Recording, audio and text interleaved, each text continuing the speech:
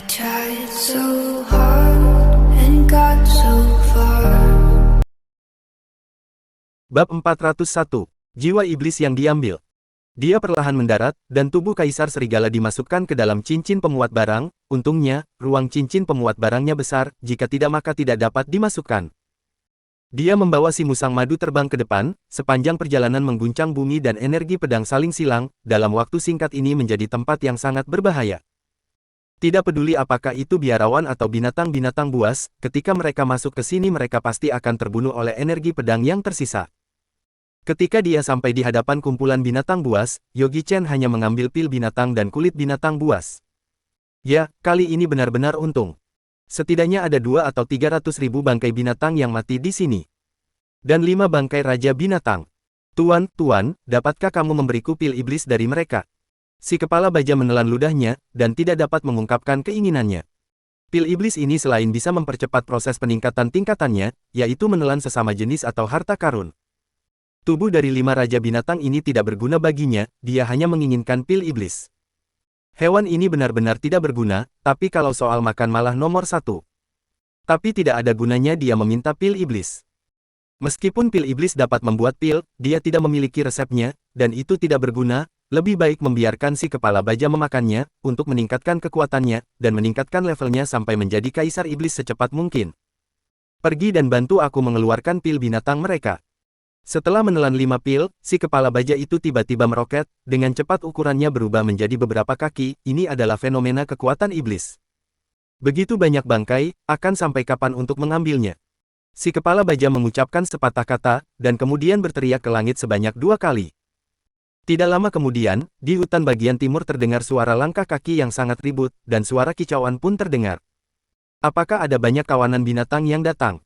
Apakah Kaisar Iblis yang memimpin tim kali ini? Namun, yang tidak dia duga adalah kali ini bukan kawanan hewan, tetapi sekelompok gold gobbler si kepala baja. Sekelompok musang madu berlari keluar dari hutan, mereka terdiri dari berbagai warna, dan mata kecil mereka penuh dengan keraguan. Apalagi melihat bangkai di mana-mana, karena itu juga mata mereka menunjukkan sedikit ketakutan.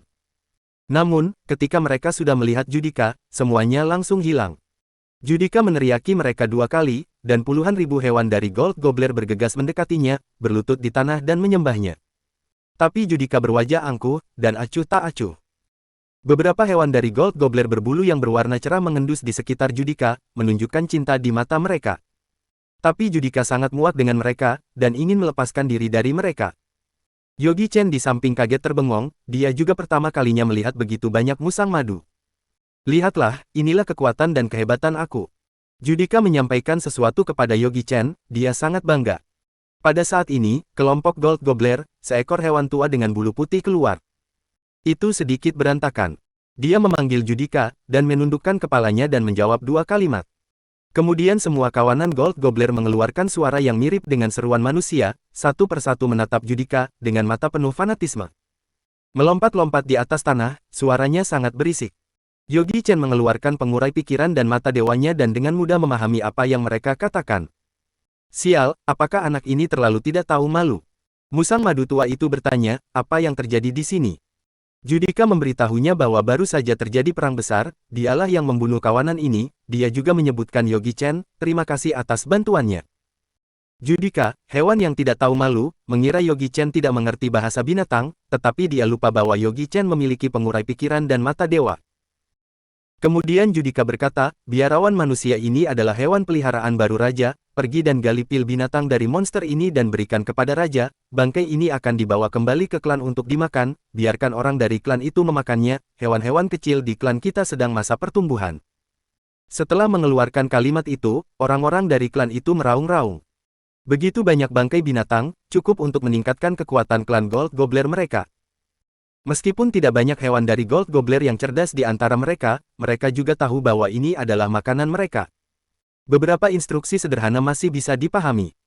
Dengan cepat, hewan dari gold gobbler ini, tersebar dan terpisah, dengan senang hati menggerogoti pil hewan binatang buas ini. Saat mereka sibuk, Judika, si kepala baja berlari ke sisi Yogi Chen, dan mengatakan hal-hal yang baik. Tapi Yogi Chen tidak menghiraukannya, Judika sangat takut. Jika Yogi Chen tidak setuju, maka tidak akan kehilangan harga diri di hadapan sukunya sendiri, lalu ke depannya bagaimana cara dia mengatur sukunya. Memikirkan hal ini, dia berlutut di tanah, mata kecilnya berlinang air mata. Tuan, aku mohon, Gold Gobbler telah berkembang sejauh ini, hewan-hewannya juga tidak banyak, hidup kami benar-benar keras, kami memohon kepada Tuan untuk berikan daging hewani ini, kebaikanmu yang besar, pasti akan selalu diingat di hatiku. Yogi Chen meliriknya dengan tenang, seolah-olah ada ide dalam hatinya, saat berbicara dengan orang-orangnya sendiri, berkata hal yang beda, saat berbicara dengan dirinya berkata hal yang lain lagi, pemikiran ini cukup bagus, jika Yogi Chen tidak punya pengurai pikiran dan mata dewanya, dia pasti sudah ditipu oleh judika itu. Sebenarnya, binatang liar dan binatang buas kelas rendah ini tidak berguna baginya. Namun, harga kulit binatang ganas itu tinggi, dia tidak mungkin melewatkan kesempatan ini. Kamu sudah makan 5 pil iblis, masih tidak puas, masih menginginkan barang-barangku. Yogi Chen mencibir, rencanamu tidak berguna, tidak membantu sama sekali, benar-benar tidak berguna. Setelah dikatakan oleh Yogi Chen, wajahnya memerah, jika tidak ditutupi dengan bulu tebal, pasti akan terlihat jelas. Lagi pula, aku adalah tuanmu, dan kamu hanya hewan peliharaanku, sekarang aku sedang dalam suasana hati yang baik untuk memberimu sesuatu, jika suasana hatiku sedang tidak bagus, aku pasti sudah membunuhmu. Nada suara Yogi Chen sangat ringan, tetapi tersembunyi nada pembunuhan yang membuat judika si kepala baja bergetar. Di kepalanya langsung teringat adegan Yogi Chen sedang memenggal kepala Kaisar Silver Fox. Bahkan Master Kaisar Binatang Buas Senior bukanlah lawannya, di mata Yogi Chen, dia bahkan bukanlah apa-apa. Namun, dia sudah mengatakannya, dan apa yang barusan dikatakan itu tidak salah seluruhnya juga. Sangat sulit bagi para kawanan Gold Gobbler, karena mereka bersifat agresif dan memiliki banyak musuh. Faktanya, di 10,000 Mountain mereka telah diasingkan oleh banyak binatang, dan kehidupan mereka sangat sulit. Selain itu, ada banyak hewan dari Gold Gobbler yang baru lahir tahun ini, jadi grup ini membutuhkan banyak makanan. Ya, benar. Si kepala baja itu menggertakkan giginya dan berlutut lagi. Mohon kepada Tuan Yogi Chen untuk berbaik hati, aku bersedia memberikan semua harta kepada Tuan, dan mencari lebih banyak bahan alami dan harta bumi untuk Tuan, jika aku melanggarnya surga akan menghukumku. Suara itu keluar udara tipis dan suara guntur, sepertinya setuju dengan sumpah si kepala baja. Oh, orang ini serius. Di Mainland of Gods and Demons, tidak boleh sembarangan sumpah, begitu mereka bersumpah, itu harus dilakukan. Jika tidak, kehidupan tidak akan pernah ada kemajuan, dan mudah untuk dibunuh oleh iblis.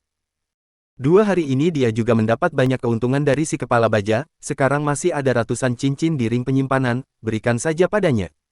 Oke, ayo bangun, aku terima. Yogi Chen melambaikan tangannya. Namun, kulit binatang buas itu harus diberikan padaku, aku membutuhkannya. Mendengar ini, si kepala baja sangat gembira, berulang kali bersujud, terima kasih Tuan, terima kasih Tuan. Selesai berkata, dia pun meraung ke langit, hewan-hewan dari Gold Gobbler juga ikut bersuara dan bergema satu demi satu. Setengah jam kemudian, Yogi Chen memanen ratusan ribu pil binatang, dan Gold Gobbler memanen daging hewan ini. Sedangkan si kepala baja memanen dari cinta dan pujian dari kelompoknya, daging ini cukup bagi mereka untuk bertahan hidup tahun ini. Raja, apakah kamu akan kembali bersama kami? Kata musang madu tua itu. Aku tidak pulang, aku harus menemukan jalan keluar bagi orang-orang kita, 10,000 Mountain tidak lagi cocok untuk kita tinggali. Mendengar ini, musang madu tua berteriak dengan rasa syukur, Rajaku yang mulia, rakyatku bisa memiliki raja sepertimu ini adalah keberuntungan kami. Semua Gold Gobbler di sekitar mengangguk. Pulanglah, bawa semua pulang. Si kepala baja berkata dengan dingin. Yogi Chen mendengarkan musang madu tua ini, dia agak menarik, dia bukan raja binatang, tapi itu sangat terorganisir, bahkan dia berbicara lebih jelas daripada si kepala baja. Ini tidak mudah. Ya, tuanku, aku akan membantumu untuk menjaga kelompok dan menunggu kemenanganmu kembali. Selesai berbicara, dia membawa orang-orangnya pergi. Ketika mereka pergi, para hewan dari Gold Gobbler dengan bulu cerah itu setiap berjalan 3 langkah, melihat sekali ke belakang, tidak mampu mengungkapkan kemelekatan dan keengganan mereka untuk menyerah. Mereka semua adalah istri dari raja, sejak raja dipromosikan, mereka jarang dimanjakan, jadi bagaimana cara mereka melahirkan seorang pangeran? Dengan cepat, musang madu tua itu dan kelompoknya semua menghilang. Yogi Chen berkata dengan penuh minat, musang madu tua ini sangat tidak biasa. Si kepala baja terdiam untuk waktu yang lama, dan akhirnya berkata, kakek Jin adalah kaisar dari klan Gold Gobbler kami, tetapi jiwa iblisnya dibawa pergi oleh seorang biarawan. Jiwa iblis seperti inti jiwa dari manusia, jika itu diambil, tingkatannya pasti akan runtuh, dan tidak bisa melakukan pembinaan lagi seumur hidupnya. Ternyata begitu. Yogi Chen diam-diam juga ketakutan, dia bisa mengambil jiwa iblis seorang kaisar iblis tanpa melukai hidupnya, artinya dia cukup hebat. Apakah kamu tahu siapa yang mengambilnya? Si kepala baja menggelengkan kepalanya, aku bertanya, Tuan Jin tidak ingin untuk mengatakan, hanya mengatakan bahwa kita tidak bisa memprovokasi orang itu, bahkan jika aku menerobos kaisar binatang, aku juga tidak boleh pergi untuk mencarinya. Berbicara sampai sini, mata si kepala baja menunjukkan jejak ketegasan, bagaimanapun, aku akan menemukan jiwa iblis kakek Jin, dan aku akan membalaskan dendamnya. Bab 402, Surat Cerai. Apa ujung lain dari 10,000 Mountains? Yogi Chen bertanya dengan rasa ingin tahu. Menurut kakek Jin, di sisi lain dari 10,000 Mountains adalah laut tanpa batas. Laut tanpa batas. Ya, ada banyak gunung peri di laut tanpa batas, di mana saat bulan September adalah hari panen di laut. September. Ini sudah Juni sekarang, artinya, dalam waktu 3 bulan, klan-klan itu akan keluar untuk menerima murid baru. Yang dibutuhkan Yogi Chen sekarang adalah studi sistematis tentang sistem pembinaan dari Mainland of Gods and Demons. Alih-alih menyatukan hal seperti ini. Dalam pertarungan melawan Kaisar Silver Fox, Yogi Chen merasa bahwa kemampuannya tidak cukup. Jika bukan karena dia telah mempraktikkan Nameless Sword Art, dia hanya akan melarikan diri hari ini.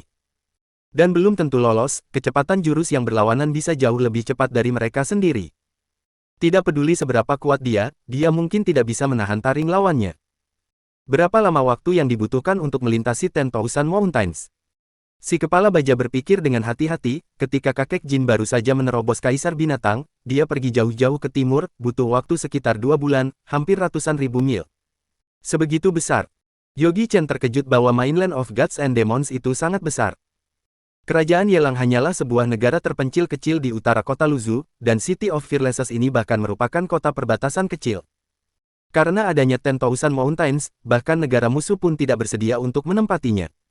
Dia menghitung kecepatan terbangnya dan kecepatan mata dewanya. Dia harus berhenti dan istirahat setelah dia terbang 2000 mil sehari. Pada tingkat ini, dia membutuhkan paling cepat 50 hari. Terlebih lagi, ada beberapa monster dalam prosesnya. Butuh waktu 2 bulan untuk semua itu. Artinya, dia masih punya waktu 1 bulan untuk mempersiapkan diri. Jika kamu dapat melatih keterampilan pedang terbang di jilid kedua Nameless Sword Art, kamu tidak perlu khawatir tentang 10.000 mil sehari. Memikirkan hal ini, Yogi Chen melemparkan tanaman obat jamur Kibao Luo ke arah Judika. Dia telah menelan begitu banyak pil iblis, selain itu dengan tambahan tanaman obat jamur Kibao Luo ini, dia harusnya bisa menembus tingkatan kaisar binatang.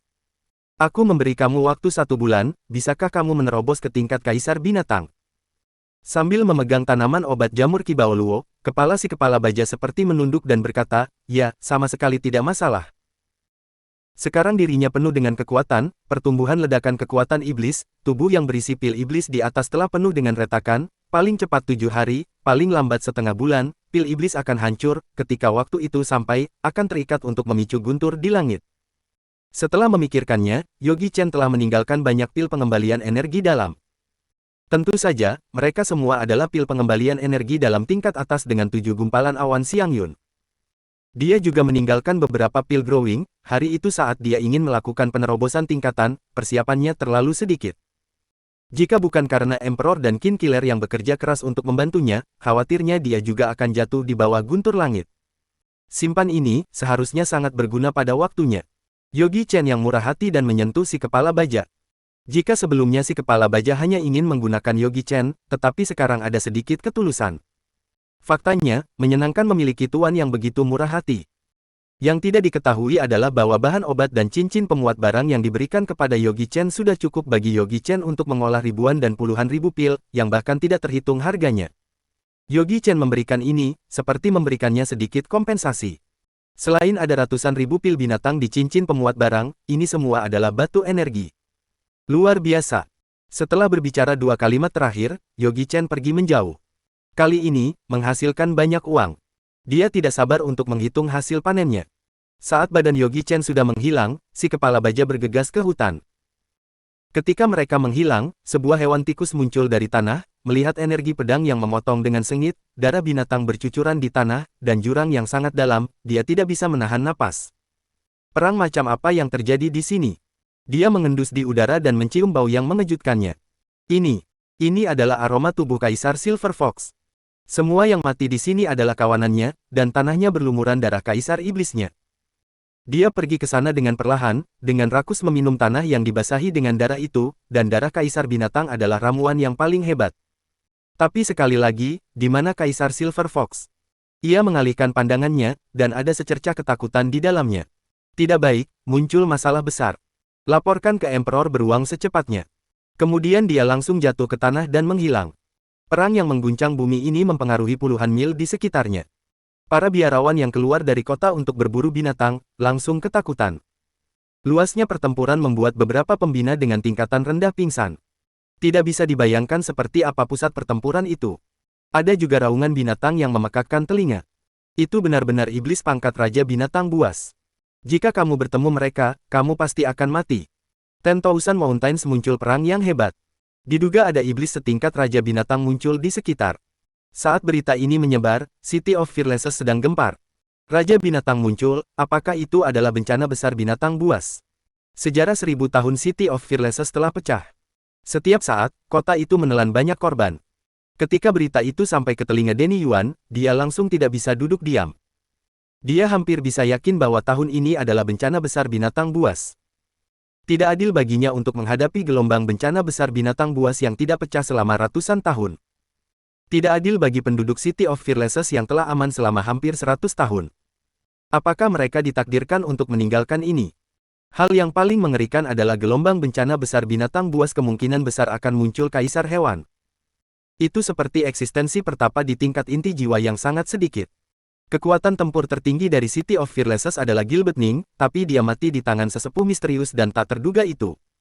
Ya, benar, sesepuh. Aku tidak tahu apakah sesepuh akan membantu ketika bencana binatang buas akan datang. Jika kamu bisa membiarkannya melakukannya, City of Fearlesses akan memiliki lapisan perlindungan yang lain lagi. Tapi sesepuh ini datang dan pergi tanpa jejak.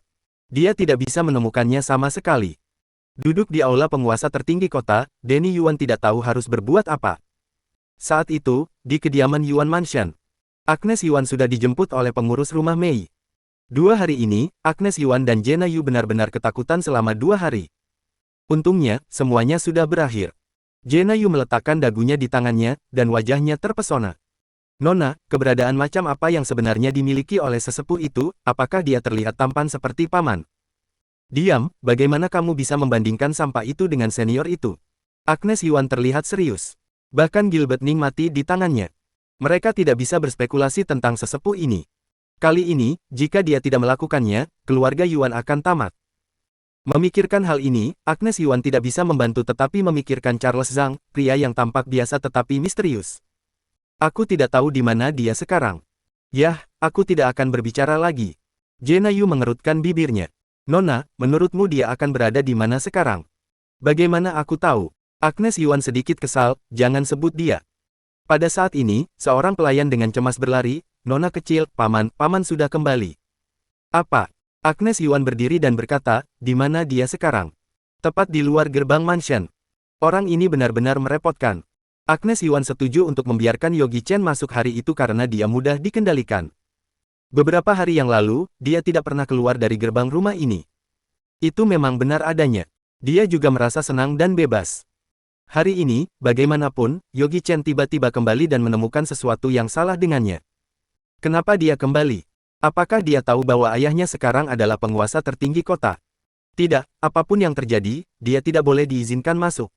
Pergi dan suruh pengurus rumah Mei menandatangani surat cerai itu, beri dia batu energi dan suruh dia pergi. Ya, Nona. Pelayan itu mengangguk dan bergegas memanggil pengurus rumah Mei. Nona, apa yang kamu bicarakan, kamu ingin bercerai dengannya? Jena Yu bingung.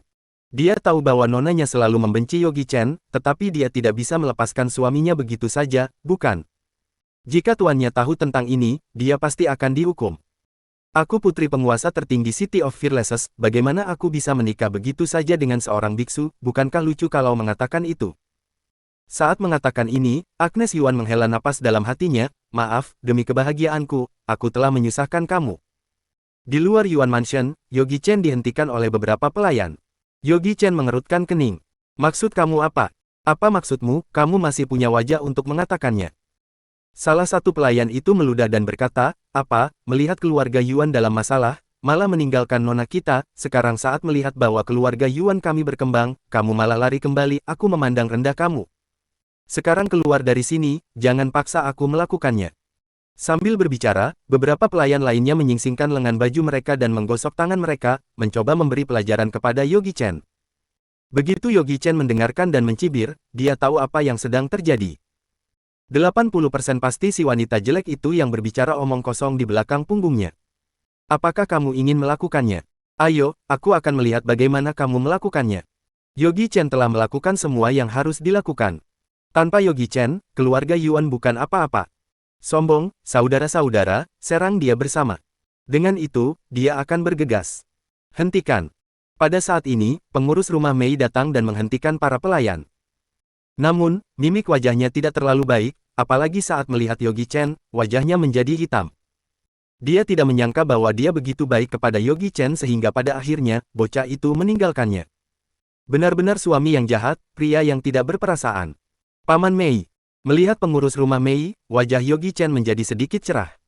Ketika datang ke dunia ini, pengurus rumah Mei adalah orang pertama yang memperlakukannya dengan tulus. Jangan panggil aku Paman Mei.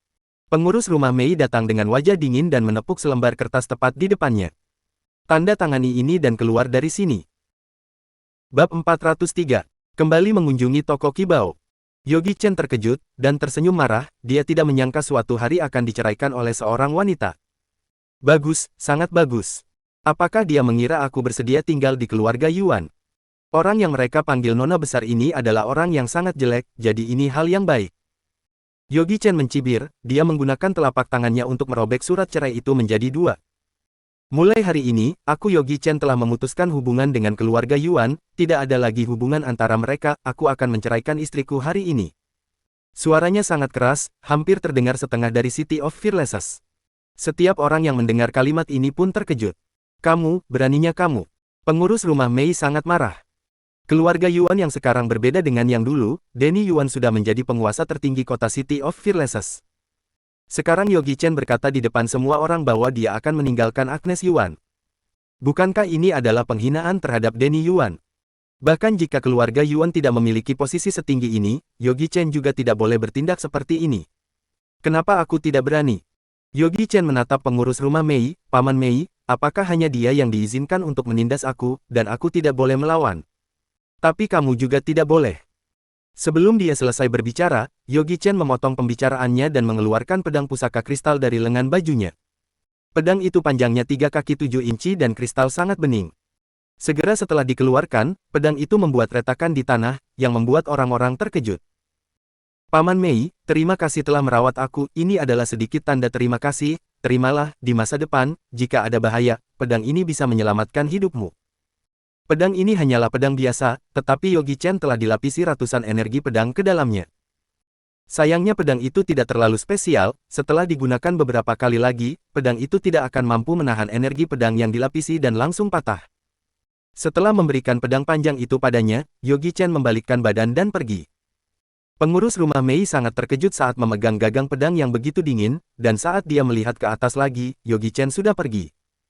Tiba-tiba ada rasa sedih di hatinya, seolah kepergian Yogi Chen adalah kerugian yang sangat besar bagi keluarga Yuan. Sungguh menyakitkan. Pengurus rumah Mei menyimpan pedangnya dan langsung kembali untuk melaporkan kejadian tersebut.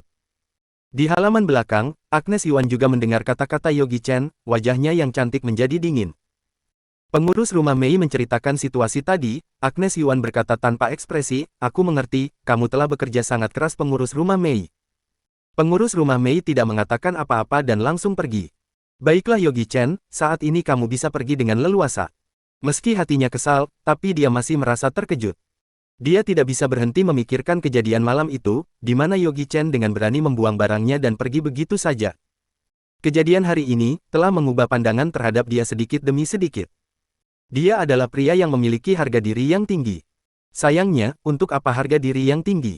Tetap saja dia adalah orang yang lemah. Harga diri orang yang lemah tidaklah berharga.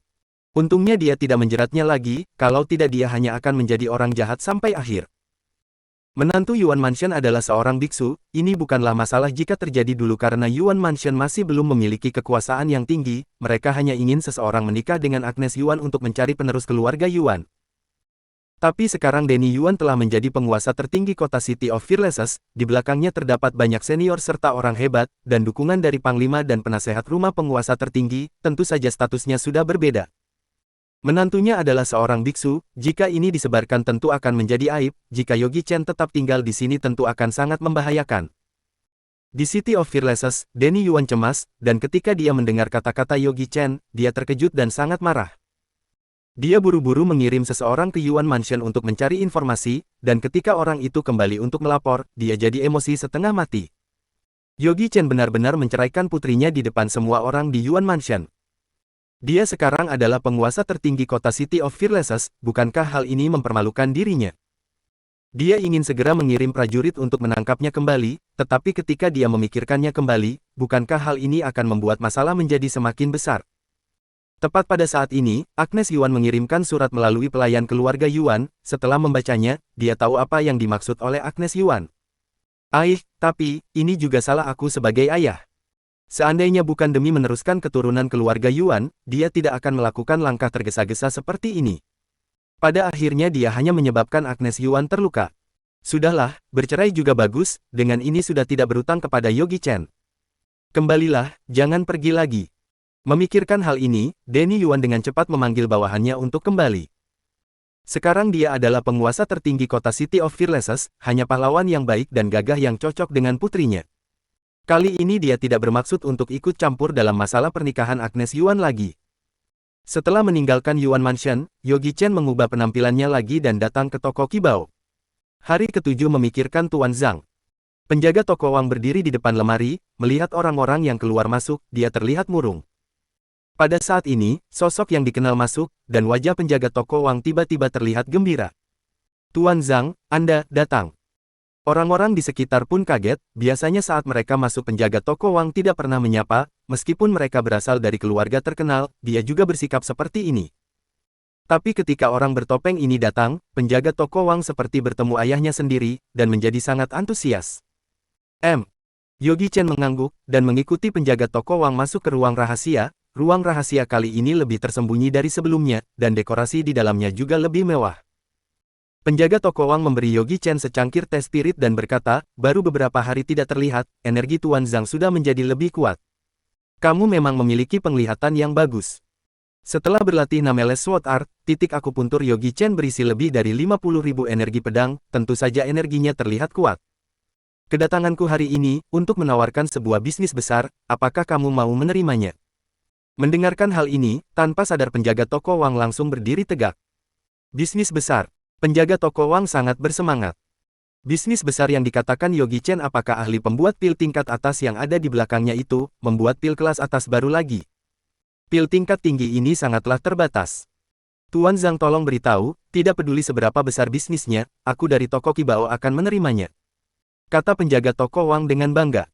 Yogi Chen tersenyum, tidak berbicara, dan langsung meletakkan beberapa cincin pemuat barang di atas meja. Penjaga toko Wang tercengang sejenak, dan menatapnya agak bingung. Penjaga toko Wang, lihatlah apa isinya. Apa yang dapat disimpan dalam cincin pemuat barang?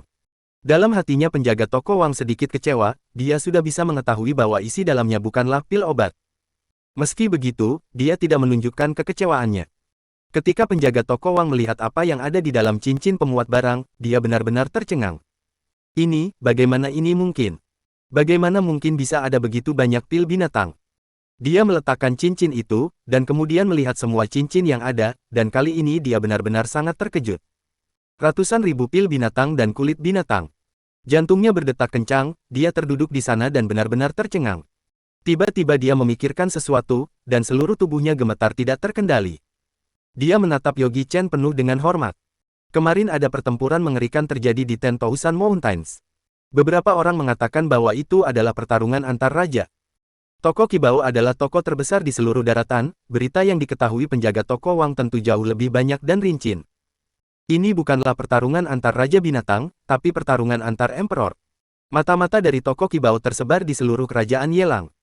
Berita yang dia terima adalah ada seorang pendekar tingkat inti jiwa telah membunuh binatang buas tingkat tinggi, Kaisar Silver Fox.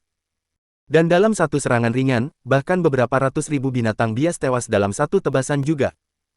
Dia pikir itu berita palsu, tetapi hari ini Yogi Chen mengeluarkan pil binatang dan kulit binatang ini, dia menghubungkan kedua hal ini. Tidak mungkin Yogi Chen tidak ada hubungannya dengan pendekar itu, bahkan jika dibunuh pun dia tidak akan percaya. Mampu membunuh monster-monster tingkat tinggi Kaisar Silver Fox, setidaknya membutuhkan pembinaan di tingkat inti jiwa tahap lanjutan. Kapan City of Fearlesses kedatangan pendekar seperti itu? Dia menjadi gugup, mungkinkah akan terjadi kejadian yang besar di City of Fearlesses? Mata penjaga toko Wang berkedip, suasana hatinya sulit gelisah, dan Yogi Chen pun tidak mendesaknya. Baginya, sekarang tidak perlu menyembunyikan apapun lagi. Mengubah penampilan adalah kebiasaannya, di dunia misterius ini, jangan biarkan orang lain melihat diri sendiri secara mendalam. Bagaimana penjaga toko Wang, maukah kamu menjalankan bisnis ini? Mendengar kata-kata Yogi Chen, penjaga toko Wang baru tersadar dan berkata dengan susah payah, ini terlalu banyak, benar-benar terlalu banyak, kami mungkin tidak memiliki begitu banyak batu energi kelas atas untuk membayarnya, tetapi kita bisa menggantinya dengan bahan obat lain, benda pusaka, teknik jurus, Bagaimana menurut Anda Tuan Zhang? Yogi Chen mengangguk, tidak apa-apa, sekarang perkirakan dulu harganya.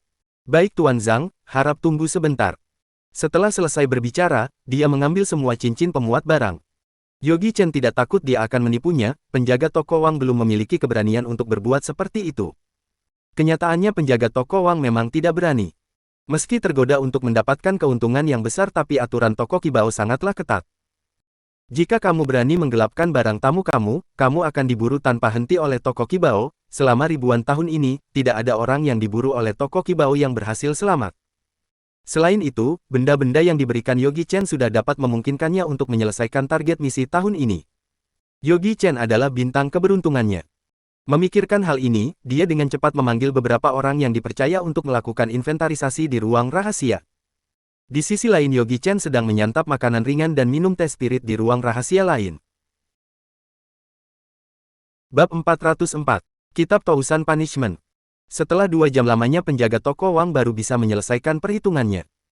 Totalnya ada 300.000 pil binatang buas, dibayar dengan 30.000 batu energi kelas atas.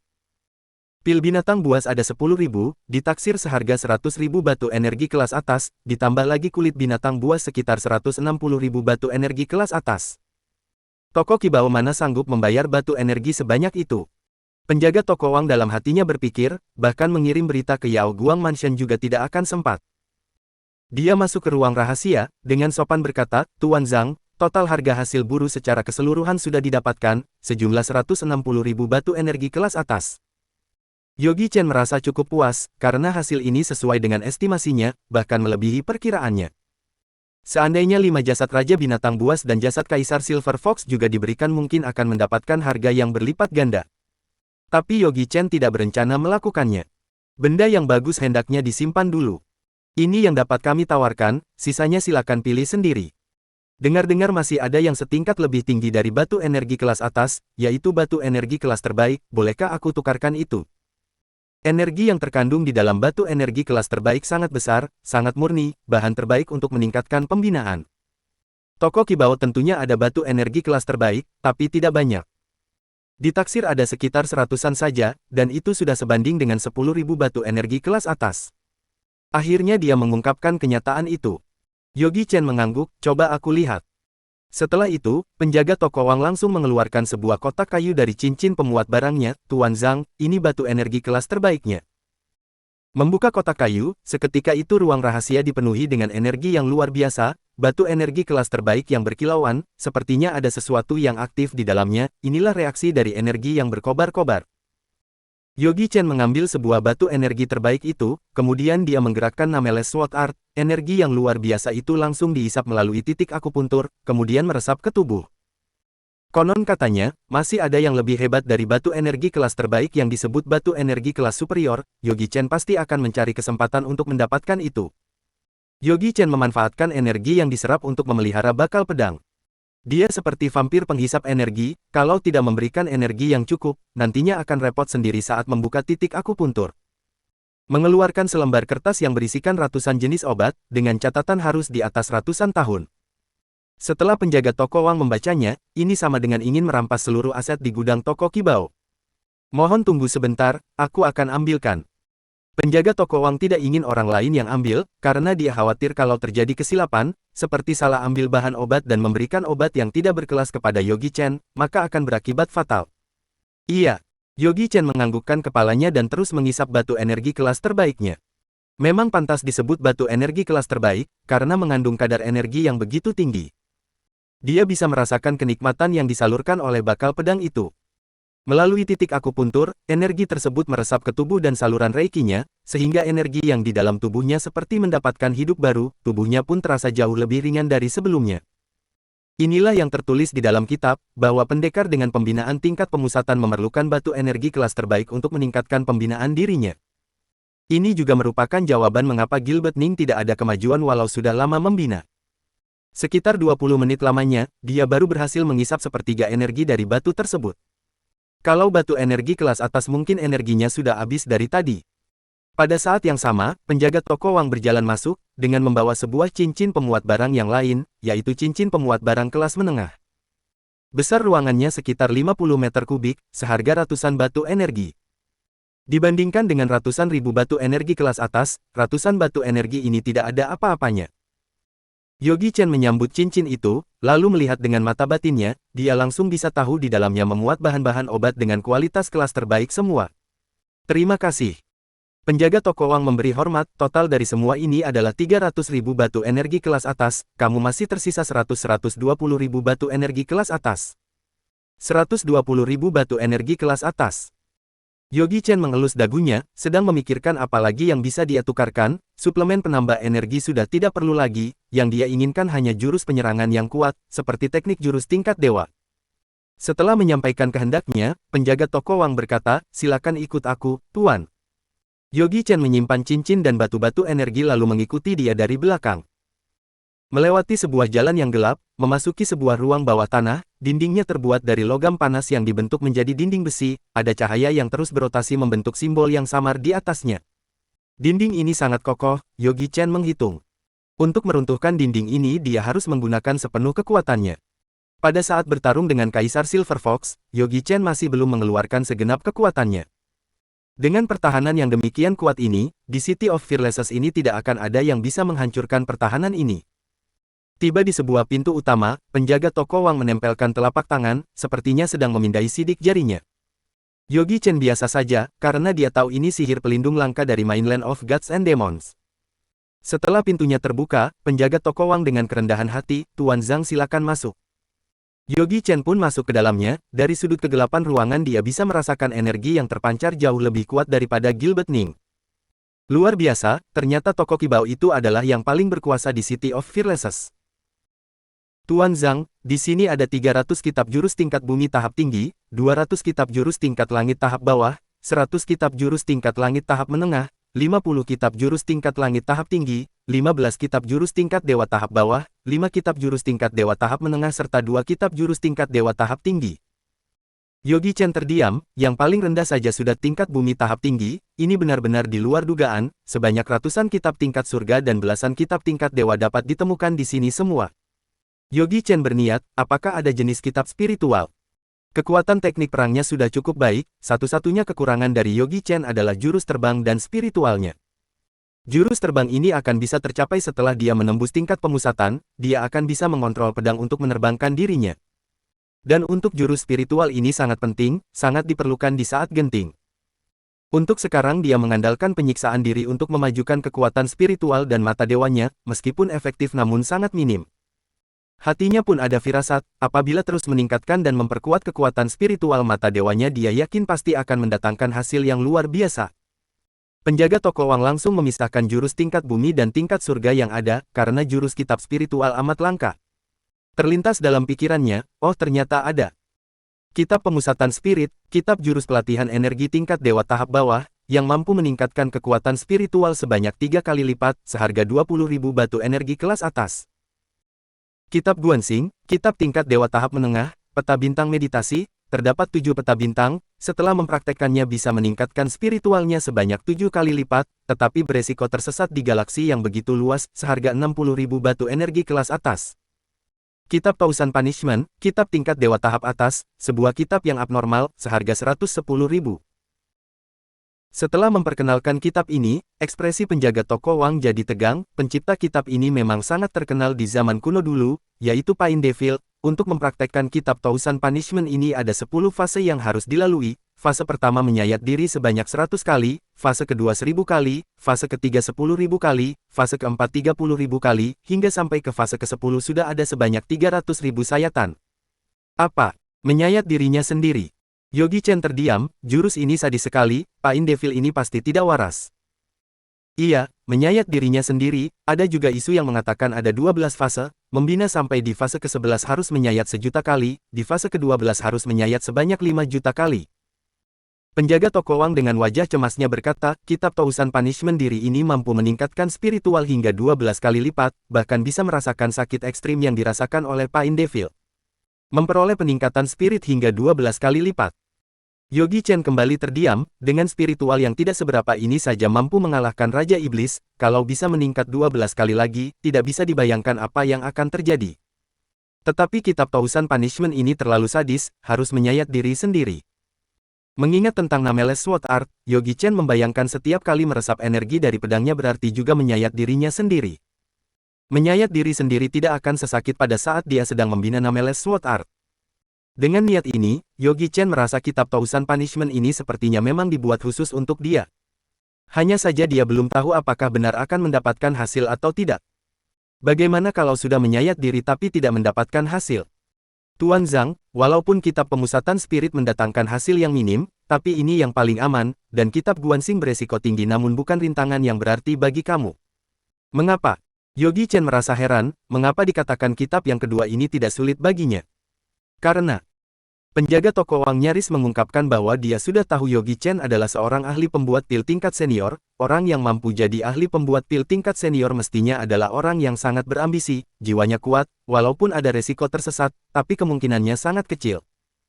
Namun dia tidak mau membocorkan rahasianya dan berusaha membujuk Yogi Chen. Naluriku memberitahu aku, bahwa kamu punya potensi untuk pembinaan ini. Haha, benarkah? Yogi Chen menggeleng-gelengkan kepala, mengetahui si penjaga toko sedang menguji dia.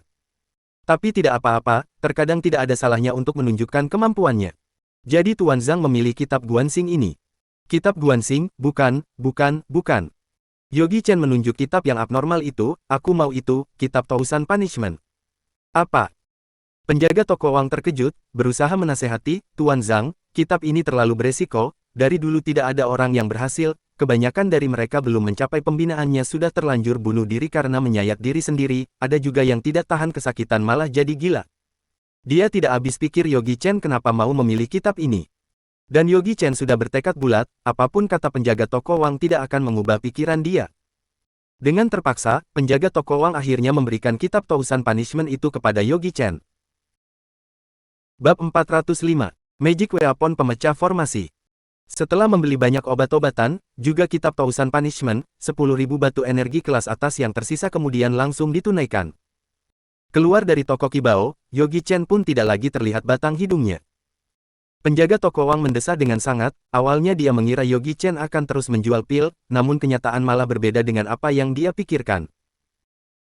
Tapi dia juga sudah merasa sangat puas, dengan adanya transaksi ini, tugasnya tahun ini sudah selesai 70%, tahun ini dia pasti bisa menyelesaikan tugasnya dengan melebihi target. Dia sudah 5 tahun menjadi penjaga toko di City of Fearlesses, tahun ini pasti akan mendapat kenaikan jabatan. Berpikir sampai di sini, dia bergegas mengeluarkan jimat penyampai suara, menyuruh toko pusat Yao Guang Mansion mengirimkan produk untuknya.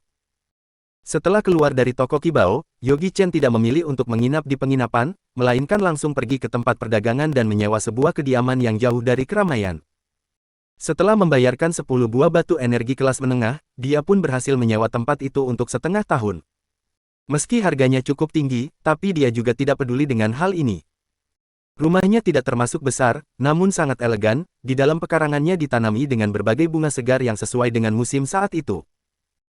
Dulunya yang tinggal di sini adalah seorang pelajar, karena dia lolos seleksi ujian menjadi pejabat. Zaman dulu yang bisa lolos seleksi hanya beberapa orang dari ribuan orang, sekarang dia sudah diangkat menjadi seorang tuan terpelajar dan masuk ke Yao Guang Mansion.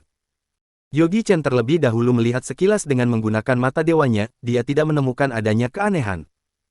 Setelah masuk ke kamar, Yogi Chen meletakkan setumpuk cincin pemuat barang yang dia dapat dari judikasi kepala baja di atas meja. Ratusan cincin pemuat barang, menjual cincin saja bisa mendatangkan kekayaan yang tidak sedikit. Akhirnya bagian yang paling membuat Yogi Chen merasa semangat datang juga.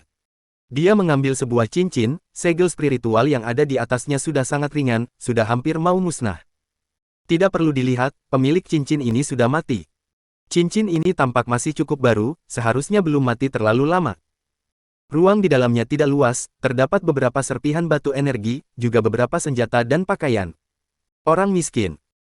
Yogi Chen kembali mengambil cincin kedua, kali ini lebih baik dibandingkan yang sebelumnya, di dalamnya terdapat ratusan batu energi kelas menengah, juga beberapa buku kitab teknik berlatih tingkat rendah, serta beberapa bubuk obat-obatan. Dia membuka puluhan buah cincin sekaligus, selain mendapatkan setumpuk batu energi berkelas bawah dan menengah, yang paling banyak dia dapatkan adalah kitab berisi teknik berlatih energi dalam tingkat rendah. Sebenarnya tidak banyak orang kaya yang masuk ke 10,000 Mountains untuk berburu, mereka semua hanya berjuang demi melanjutkan kehidupan, mereka merupakan orang-orang yang hidupnya senantiasa berada dalam bahaya. Dari yang awalnya merasa bersemangat, sampai sekarang dia merasa bosan dan tidak tertarik lagi, Yogi Chen memutuskan untuk langsung menggunakan mata dewanya, kemudian mulai untuk menelusuri. Tiba-tiba, dari salah satu cincin yang ada, dia menemukan dua buah buku ternama, buku kitab Magic Weapon pemecah formasi. Saat diambil keluar dan dilihat, ini merupakan jilid buku bagian atas dan jilid tengah, namun tidak ada jilid akhirnya. Sial, kenapa akhir-akhir ini dia selalu mendapatkan kitab teknik berlatih yang tidak lengkap? Begitu mengeluarkan dan membaca dua buah buku itu, Yogi Chen langsung saja kembali bersemangat, karena kedua buku ini adalah tentang teknik formasi. Tidak, lebih tepatnya, ini adalah buku tentang berlatih formasi dengan menggunakan Magic Weapon. Buku jilid bagian atas itu menjabarkan tentang bagaimana cara mengatur formasi, buku jilid bagian tengah menjabarkan tentang cara membuat senjata, melihat daftar isi yang ada, buku jilid bagian akhir adalah bagian terpenting, menjabarkan tentang bagaimana caranya menyatukan teknik formasi dengan Magic Weapon, tujuannya untuk memperkuat kekuatan. Yogi Chen tertegun, teknik formasi ternyata bisa digambarkan ke dalam senjata. Ini cukup menarik untuk diketahui. Dia membuka dan membaca dua buah buku itu dengan tidak sabar. 1 jam kemudian, Yogi Chen selesai membaca kedua buku itu. Dengan tingkatannya yang sekarang, tentu saja dia bisa mengingatnya hanya dalam sekali baca, mata dewanya mampu mencatat dengan baik isi dari kedua buku ini. Di dalam istana Nimaru, Godly Creature tidak berhenti membaca mantra ajaibnya, tatapannya tampak berbinar, di dalamnya seolah terkandung hidup dan matinya semesta ini. Ada sedikit rasa aneh yang muncul di dalam hati, semua isi yang pernah dibaca, sedikit demi sedikit dipahami oleh Yogi Chen dan kemudian diserap olehnya. Dia sepenuhnya larut dalam perasaan yang sulit untuk diungkapkan. Perasaan ini sungguh indah sekali. Saat dia tersadar, langit sudah gelap. Si Godly Creature ini benar-benar sangat ajaib, tidak disangka dia bisa melakukan analisis dan pemahaman dengan sendirinya, dengan begini menjadi menarik.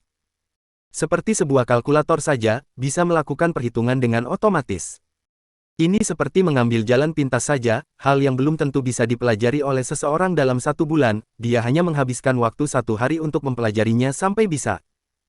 Dalam buku jilid bagian atas tercatat ratusan teknik formasi, dari yang sederhana hingga yang sulit, dari cara bertahan hingga cara menyerang, ini sangat bermanfaat. Buku jilid tengah utamanya mencatat tentang riwayat hidup pencipta teknik pemecah formasi dengan menggunakan Magical Weapon. Penulis buku ini bernama Jai Chi Wu, orang ini berbakat dan pintar dan mendalami tentang teknik formasi dan ilmu pembuatan senjata. Sebelum mencapai usia 100 tahun dia belajar tentang formasi, setelah berusia lebih dari 100 tahun dia mendalami tentang pembuatan senjata, kemudian dia mengemukakan pemikiran yang membuat dunia tercengang, dia berpikir kenapa tidak menyatukan teknik formasi dengan pembuatan senjata. Kemudian dia pun dianggap sebagai orang yang tidak waras, karena hal ini sama sekali tidak mungkin. Karena dia memiliki pemikiran yang tidak sejalan dengan orang sesama klannya, dia kemudian pergi meninggalkan klannya tanpa ragu, berkelana di luar, akhirnya saat usianya mencapai 300 tahun, dia menemukan sebuah pencerahan, namun sayang saat itu usianya sudah mencapai titik akhir. Karena merasa dirinya sudah akan mati, dia kemudian mencatat semua yang pernah dipelajarinya, di dalam terdapat banyak pendapatnya yang berhubungan dengan pembuatan senjata dan pendapatnya mengenai merangkai formasi. Yogi Chen membacanya dengan sangat terpikat, menurutnya tidak ada hal lain yang lebih memikat dibandingkan mempelajari pengetahuan baru. Dia ibarat sebuah spons, tanpa lelah menyerap semua pengetahuan yang ada di dalam buku. Dia kemudian memperhatikan cincin ini, setiap sudut tidak luput dari pandangannya, namun sayangnya, tidak juga menemukan buku jilid bagian akhir. Tapi Yogi Chen juga sudah cukup puas. Bisa mempelajari semua ilmu dari guru besar teknik formasi dan guru besar pembuatan senjata, juga sudah cukup. Setelah dengan hati-hati menyimpan dua buku ini ke dalam cincin miliknya, Yogi Chen masih melanjutkan pencarian barang-barang yang bermanfaat untuk dirinya sendiri. 1 jam kemudian, Yogi Chen selesai mendata semuanya. Kali ini dia mendapatkan total ratusan ribu batu energi kelas bawah, 30.000 batu energi kelas menengah, 8.000 batu energi kelas atas, beberapa senjata berharga, beberapa obat-obatan, 300 buah buku berisi teknik berlatih energi dalam tingkat manusia, 80 buah buku teknik berlatih energi dalam tingkat bumi, serta 3 buah buku teknik berlatih energi dalam tingkat langit. Puluhan ribu butir pil binatang buas, 3.000 butir binatang ganas, beberapa kulit hewan dan tulang hewan. Penemuan terbesarnya bisa dikatakan adalah kedua buah buku tentang Magic Weapon pemecah formasi ini.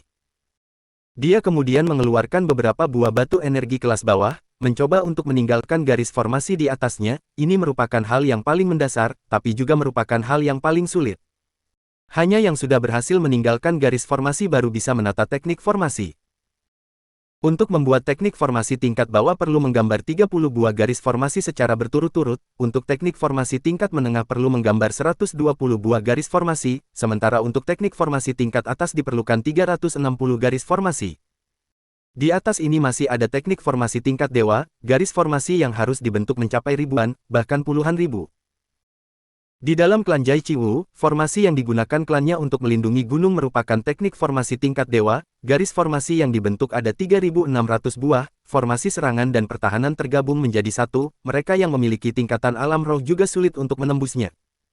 3.600 buah garis formasi, benar-benar membuat orang kaget. Yogi Chen juga hanya berandai-andai, sekarang ini dia hanya seorang pemula yang sangat baru, jika ingin mencapai tingkatan seperti ahli formasi tingkat dewa, itu masih banyak jalan yang harus dia tempuh. Tapi jika sekarang ini dia melihat jauh ke depan, seharusnya dia akan bisa berhasil. Dia menggunakan mata dewa, menghubungkan energi langit dan bumi, lalu menggambar garis formasi di atas batu energi berkelas bawah dengan hati-hati. 1 garis formasi, 2 garis formasi, 3 garis formasi. Begitu mudah. Yogi Chen merasa senang dalam hati, tapi tidak sampai 3 detik, batu energi yang ada di tangannya mulai terasa panas seperti panas dari api, di bagian dalam batu energi seperti ada sesuatu yang akan meledak keluar. Tanpa berpikir panjang dia langsung melempar batu energi yang ada di tangannya ke pekarangan. Duar, sebuah suara yang keras terdengar. Batu energi berkelas bawah meledak seketika, rerumputan dan bunga-bunga di pekarangan juga seketika itu berantakan karena ledakan, kekuatannya tidak kalah dari granat yang ada di bumi. Gila, ini juga terlalu mengerikan. Dia hanya sedikit kurang fokus, lalu salah menggambar di satu area, begini saja bisa meledak. Yogi Chen menelan ludahnya, tidak heran jumlah ahli formasi lebih sedikit dibandingkan ahli pembuat pil dan ahli pembuat senjata, kedudukan mereka juga lebih diagungkan. Bisa melewati tahap dari seorang murid dan kemudian menjadi ahli formasi tingkat dasar, sungguh tidak mudah, jika tidak hati-hati bisa saja langsung mati karena ledakan. Sebenarnya salah Yogi Chen sendiri, dia sama sekali tidak tahu, bahwa saat para ahli formasi pemula mulai belajar, mereka menggunakan bahan sejenis papan untuk menggambar. Mana ada yang sama seperti dia begini, baru memulai saja sudah langsung menggunakan batu energi kelas bawah. Kali ini jangan sampai tidak fokus lagi. Yogi Chen mulai serius, dia sekali lagi mengeluarkan sebutir batu energi kelas bawah. Dengan sangat fokus dia menggambarkan garis formasi di atasnya. Mata dewanya yang melebihi orang normal, dengan mudahnya meninggalkan garis-garis formasi di dalam batu energi kelas bawah. Setelah 3 menit, 36 garis formasi berhasil digambarkan di bagian dalam dari butir pertama batu energi kelas bawah. Saat garis formasi terakhir berhasil terhubung, batu energi memancarkan cahaya yang menyilaukan. Jangan takut, tidak akan meledak. Meski garis formasi di dalamnya terlukis dengan tidak rapi, tapi paling tidak itu sudah berhasil. Dia sangat senang sampai ingin melompat. Setelah dia mengambil napas yang dalam, dia menekan rasa senang yang ada di dalam hatinya, kemudian mulai melakukan introspeksi diri dengan cara memperhatikan garis formasi yang dia gambar dengan kurang sempurna tadi. Setelah ada kali pertama, maka akan ada kali kedua, namun sangat disayangkan, saat menggambar batu energi kedua, ledakan terjadi lagi 2 kali. Akhirnya setelah ledakan terjadi belasan kali kemudian, dia berhasil menggambarkan 36 garis formasi di dalam 10 buah batu energi. Batu energi sebagai dasar fondasi dari teknik formasi, disimpan Yogi Chen di tempat yang sudah ditentukan. Diikuti dengan 10 butir batu energi yang bersinar dengan secara bersamaan, sebuah teknik formasi penyekatan yang sederhana pun terbentuk. Kali ini, anggap saja jika Yogi Chen meledakkan rumah ini pun, orang di luar juga tidak akan ada sedikit pun suara yang terdengar. Demi membuktikan teknik formasinya telah berhasil, dia dengan sengaja melakukan kesalahan, kemudian 2 detik sebelum batu energi meledak, dia berpindah ke bagian luar pintu. Duar, suara keras berbunyi. Suara ledakan di dalam ruangan terdengar menggelegar, tapi tidak terdengar apapun di luar. Berhasil, aku benar-benar adalah jenius. Bab 406. Membunuh siluman. Pada saat bersamaan, di Yaoguang Mansion, petugas penjaga wali kota tingkat daerah. Laporan dari pejabat Departemen Catatan Kehidupan, menyatakan bahwa City of Fearlessness tidak boleh 1 hari pun tanpa pemimpin, berharap Tuan Wali Kota tingkat daerah bisa mengutus pemimpin kota yang baru ke sana untuk mengendalikan situasi. 2 hari yang lalu, penasehat masih bisa menunda-nunda, tapi beberapa hari ini, tidak hanya Departemen Catatan Kehidupan, departemen lain juga sudah banyak orang yang menulis laporan. Penasehat tidak bisa lagi mengendalikan kondisi, dia tergesa-gesa datang ke ruang baca, namun tidak kunjung masuk ke dalam. Karena dari dalam sana terdengar suara desahan dari wali kota dan selir mudanya, dia mundur 3 langkah, sampai suara dari dalam ruangan berhenti, kemudian dia menunggu lagi beberapa menit, baru setelah itu mengetuk pintu. Tidak lama kemudian, langsung terdengar suara yang berwibawa keluar dari dalam, masuk. Setelah penasehat membuka pintu, dia langsung melihat James Sue duduk di depan meja dengan bajunya yang sedikit terbuka, di belakangnya masih berdiri seorang wanita muda cantik dengan wajah merah merona, sedang memijat bahu James Sue di sana. James Sue tidak membuka matanya, kemudian berkata, "Ada apa?" "Tuan, Departemen Catatan Kehidupan, Departemen Agama, Departemen Hukum, mereka berturut-turut membuat laporan, silakan Anda periksa." Penasehat mengeluarkan sebuah buku laporan dari dalam lengan bajunya, dengan rasa penuh hormat meletakkannya di atas meja bacanya. James Sue membuka matanya, wanita cantik di belakangnya cukup tahu situasi dan kemudian pamit, dia pergi dengan menggoyangkan pinggulnya. Dia kemudian mengambil buku laporan itu dan membacanya, dengan cepat hanya sekilas, lalu mulai tersenyum dingin, sudah tidak bisa menahan diri. "Tuan, sekarang ini mereka sedang menunggu di luar." Penasehat berlutut di bawah lantai, tubuhnya gemetar tanpa bisa ditahan. Sebagai penasehat dari James Sue, sesuai logika dia harusnya adalah orang, tapi dia tahu apa yang tersembunyi di balik tampang James Sue yang terlihat lembut itu. Memang benar dia adalah penasehatnya James Sue tidak salah, tapi siapapun juga tahu bahwa, di dalam Yaoguang Mansion, yang paling berbahaya bukan Departemen Pembasmi Siluman, melainkan menjadi penasehatnya James Sue. James Sue masuk dan menjadi pemimpin dari Yaoguang Mansion selama 10 tahun, dia sudah mengganti puluhan penasehat, sementara dirinya jika dihitung secara cermat sudah merupakan penasehat yang ke-100. Jika hanya digantikan saja, maka tidak apa-apa, tapi para penasehat yang digantikan itu jika bukan mati dipukul, maka James Sue akan membuat mereka menanggung kejahatan yang tidak pernah mereka lakukan dan kemudian diberi hukuman mati. Sementara yang paling baik juga kondisi mereka akan dibuat gila olehnya. Dia setiap hari selalu merasa tidak tenang, dia takut akan membuat James Sue marah. "Buat apa kamu begitu takut, apa aku akan memakanmu?" Di dalam sorot mata James Sue terpancar sedikit cahaya merah yang tidak biasa. Tidak, hanya saja aku merasa diriku tidak berguna, karena tidak bisa membantu meringankan beban Tuan Wali Kota." Penasehat bersujud di bawah lantai dan berusaha membuat suaranya terdengar lebih tenang sedikit. "Kamu ini cukup pintar." James Sue tersenyum, selesai merapikan pakaiannya, dia kemudian mengenakan sebuah jubah berwarna hijau lagi, baru setelah itu berjalan keluar.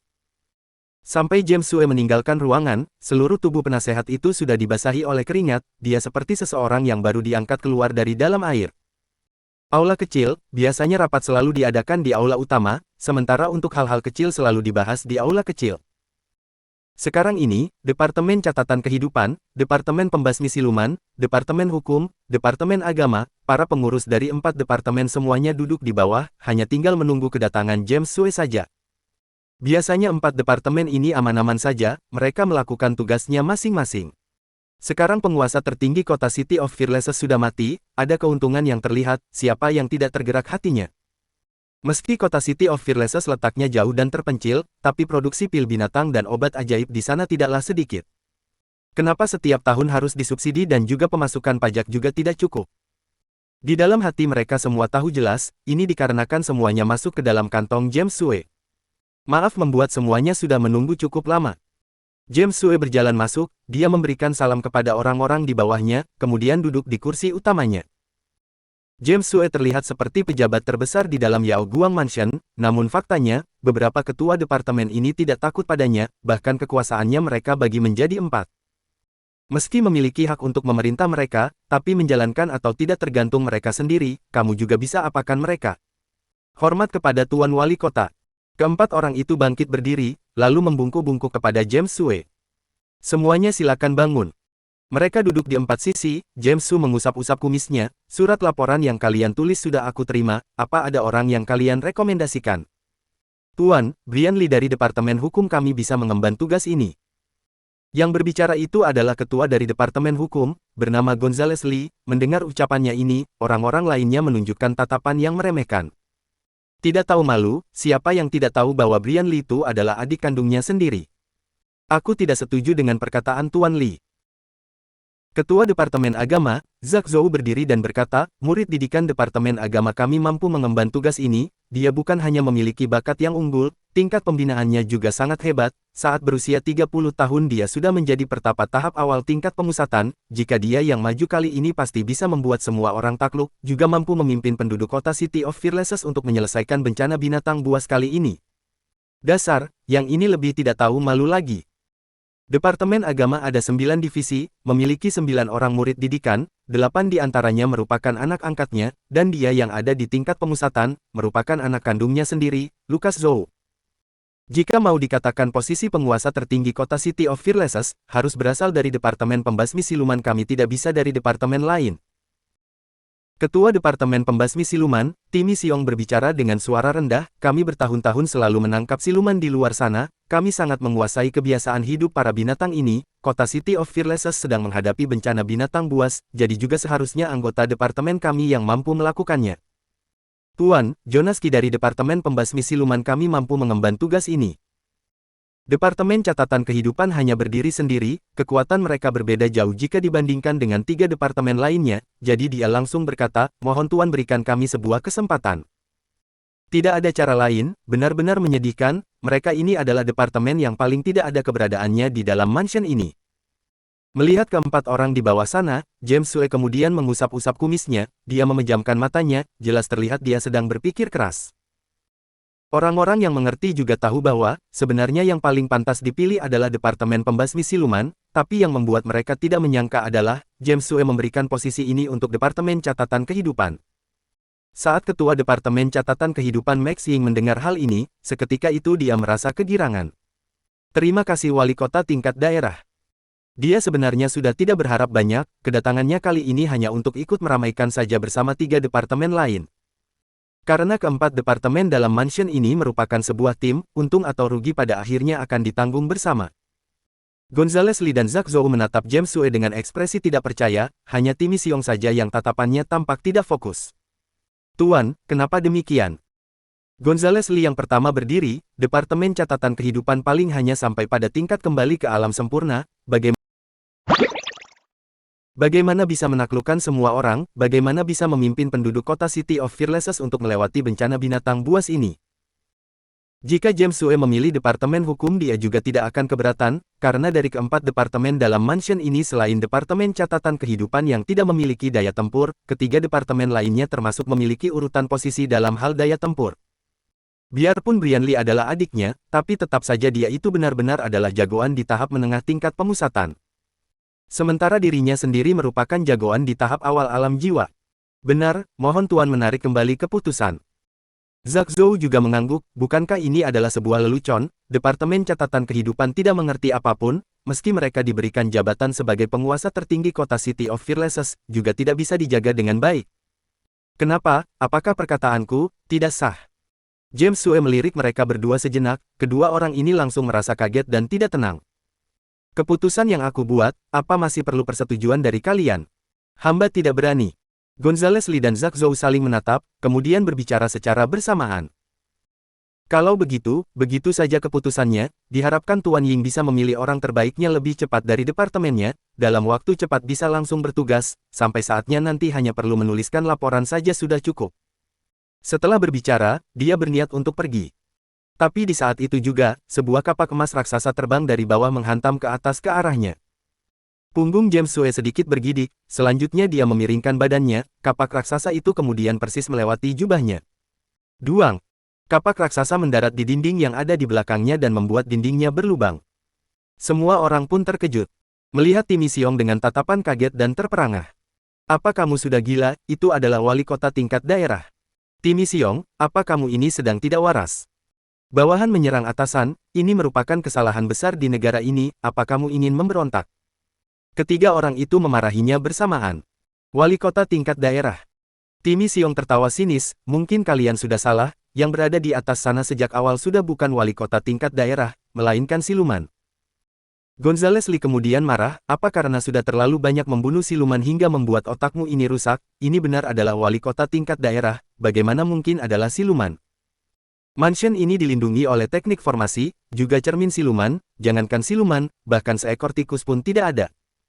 Alis Zhak Zhou berkerut, terlebih lagi ada kita di sini, siluman apa yang bisa luput dari mata kita? Benar. Max Ying yang ada di samping juga ikut berbicara dengan suara lemah, apa boleh buat, tingkat pembinaannya rendah, sampai saat ini dia hanya berada di tingkat kembali ke alam sempurna, jadi wajar saja jika ucapannya terdengar tidak percaya diri. Aku malas menjelaskannya pada kalian. Timi Xiong berdeham dengan dingin, kamu bisa menipu orang lain tapi tidak bisa menipuku, yang aku pelajari adalah kitab ilmu pencari siluman, sangat peka terhadap aroma siluman, sebelumnya selalu tercium sedikit aroma siluman di dalam mansion, awalnya aku mengira ini adalah aroma yang dibawa oleh anggota Departemen Pembasmi Siluman dari luar. Tapi berturut-turut terjadi hal aneh di dalam mansion, ini yang kemudian menarik perhatianku. Hal aneh apa? James Sue berkata dengan sinis. Sejauh yang aku ketahui, Tuan Sue biasanya tidak mabuk dengan wanita, tapi akhir-akhir ini kamu memperselir, juga melakukan hal yang tidak pantas di siang bolong, ini bukan Tuan Sue yang aku kenal, apa kamu bisa menjelaskannya? Menjelaskan, kenapa aku harus memberi penjelasan? James Sue tersenyum sinis, pria dan wanita saling menyukai, ini adalah hal yang wajar, sesuai dengan hubungan yang memang seharusnya, sekarang aku belum memiliki anak, jadi bukankah sangat wajar jika aku menginginkan anak dengan cepat? Benar, apakah ini termasuk tidak normal? Ketiga orang itu menatap Timi Xiong bersamaan. Sudah kamu jangan membuat onar lagi, sekarang segera minta maaf pada wali kota tingkat daerah. Kata Gonzales Li. Untuk apa minta maaf, harusnya biarkan aku memenggal kepala anjingnya terlebih dahulu. Timi Xiong berteriak dengan kencang, kapak kemari. Selanjutnya kapak emas raksasa itu menghampirinya dengan kekuatan besar seperti petir, kapak itu langsung menghantam ke arah James Sue untuk memenggal. Cepat hentikan. Hentikan, Timi Xiong. James Sue hanya memiliki tingkat pembinaan setingkat pemusatan sempurna, bagaimana bisa menahan serangan dari seorang Timi Xiong yang memiliki tingkat inti jiwa tahap menengah. Karena serangan dari Timi Xiong terlalu cepat, meski mereka berniat untuk menyelamatkan James Sue namun itu juga sudah terlambat. Bab 407. Sky Demon telah bangun. Melihat kapak besar itu, orang yang berada di samping tidak punya pilihan lain, sesuatu yang besar akan terjadi.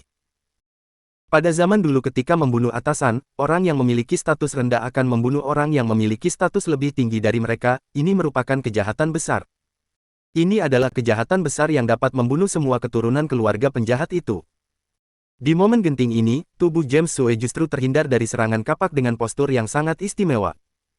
Setelah itu, mata James Sue mengeluarkan cahaya merah, dan lengannya muncul bulu rambut warna coklat. Mulutnya perlahan berubah menjadi lebih panjang dan giginya menjadi lebih tajam, wajahnya yang pada awalnya adalah persegi berubah menjadi segitiga. Ini adalah rubah. Kamu tadi tidak ingin membunuhku, tapi kamu telah menaruh bubuk iblis di kapak. Benar sekali. Timi Xiong mencibir, karena tadi aku juga tidak 100% yakin, jika tidak, apakah kamu pikir kamu bisa menghindar begitu mudah? Tiga orang lain juga tercengang, mereka tidak bisa menahan untuk menarik napas, tidak menyangka bahwa James Sue benar-benar iblis. Tuan Sue, kamu pergi kemana? Wajah Max Ying ketakutan. Bodoh, dia pasti telah dimakan oleh iblis rubah ini. Iblis ini dapat mengubah dirinya menjadi bentuk manusia yang sempurna, dia benar-benar kaisar iblis tingkat tinggi, kekuatannya tidak seperti biasa. Gonzales Li dan Zhak Zhou juga mengeluarkan senjata mereka dan membuat postur bertarung. Kamu telah melanggar surat kontrak yang ditandatangani oleh dua klan manusia dan iblis, dan kamu masih tidak ditangkap. Timi Xiong membentak, apakah kamu ingin dikejar dan dibunuh oleh dua klan? Hahaha, itu kontrak konyol, kenapa aku harus ditangkap? Iblis rubah tertawa sangat keras, sangat tidak enak didengar, kalian klan manusia, apakah masih kurang membunuh iblis secara diam-diam? Ini sudah lama, kontrak ini telah lama ada dan telah kadaluarsa. Keberanianmu sangat bagus, matilah kamu. Timi Siong sangat marah, seluruh tubuhnya penuh dengan cahaya emas yang mempesona, dan seluruh titik akupuntur di tubuhnya bersinar seperti bintang. Bunuh iblis itu! Dia berteriak, dan kapak emas besar itu terbang ke tangannya dan dengan cepat menyerangnya. Terbunyi suara, puff, iblis rubah itu telah dipotong menjadi dua oleh kapak besar. Max Ying sangat gembira, tapi wajah Timi Siong dan tiga orang itu sangat jelek. Kapak itu telah mengenainya, tetapi juga tidak berhasil. Karena Timi Siong hanya melihat sepotong kulit rubah bau berjatuhan ke lantai, pada saat kapak emas besar memotong, asap putih keluar dari tubuh rubah. Lalu terdengar suara iblis rubah berbunyi, haha, kalian akan segera mati, Sky Demon telah bangun, malapetaka akan datang. Sky Demon, malapetaka akan datang. Max Ying memiliki wajah bingung. Timi Siong berkata, jangan terlalu khawatir, segera laporkan. Dia melihat ketiga orang itu dan berkata, tugas yang paling mendesak untuk dilakukan sekarang ini adalah memblokir Yao Guang Mansion, dan kemudian melakukan penyelidikan menyeluruh. Aku menduga bahwa di dalam mansion tersebut telah ditempati oleh klan iblis. Gonzales Li dan yang lainnya juga berwajah serius, periksa, harus diperiksa tanpa ampun. Asap putih tertiup angin, tidak tahu telah terbang seberapa jauh, melayang di atas tembok kota yang tak berujung, melayang melintasi padang rumput, dan terakhir sampai ke hutan lebat yang dalam. Dia mendarat dengan lembut dan akhirnya berubah menjadi rubah coklat dengan panjang sekitar 10 kaki. Dia memiliki 3 ekor di punggungnya. Ada 4 sebelumnya. Baru saja, 1 telah digunakan. Kali ini kehilangan 1 ekor itu adalah 1 nyawa.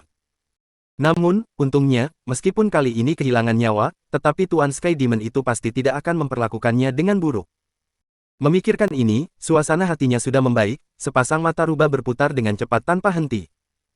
Dia melompat ke dalam hutan, tidak lama kemudian, di depan matanya muncul gunung tinggi yang menjulang, Sky Demon Mountain. Gunung itu dikatakan memiliki panjang 33.000 kaki, tetapi belum pernah ada yang pernah ke puncak gunung, karena di atas gunung yang tinggi itu, ada guntur tak terbatas dan angin kencang. Jangankan Kaisar Iblis, bahkan jika Master Iblis naik, dia juga sulit untuk bertahan hidup. Hanya Iblis Suci yang bisa berjalan dalam guntur dan angin kencang. Ini adalah tanah suci klan iblis, semua iblis suci, kaisar iblis dan raja binatang di dalam 10,000 Mountains ditempatkan di sini. Datang ke kaki puncak, di mana sebuah aula yang megah berdiri. Dia menggoyangkan tubuhnya dan berubah menjadi pria parubaya dengan kumis. Kaisar rubah yang terhormat. Iblis kecil yang menjaga di sini memuntahkan kata-kata mereka, bukan karena latihan membina mereka tinggi, tetapi karena mereka telah melahap obat menghidupkan roh yang dihasilkan oleh Sky Demon Mountain.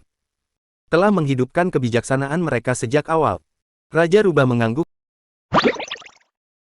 dan berjalan cepat ke aula. Dia melihat tempat duduk berharga ditutupi dengan energi hitam. Dia berlutut di lantai tanpa mengucapkan sepatah kata pun, aku telah kembali, Sky Demon yang terhormat. Kamu sudah kembali, apa kamu sudah menyelesaikan tugas? Tuan Sky Demon, aku telah menyelesaikan tugas dengan baik. Kaisar rubah berlutut di tanah, dengan sanjungan di wajahnya, dan cahaya harapan di matanya yang kecil. Sangat baik. Ada suara serius di dalam energi hitam itu. Aku suka kerjamu. Kemudian, setetes cairan yang sangat kental terbang keluar dari energi hitam.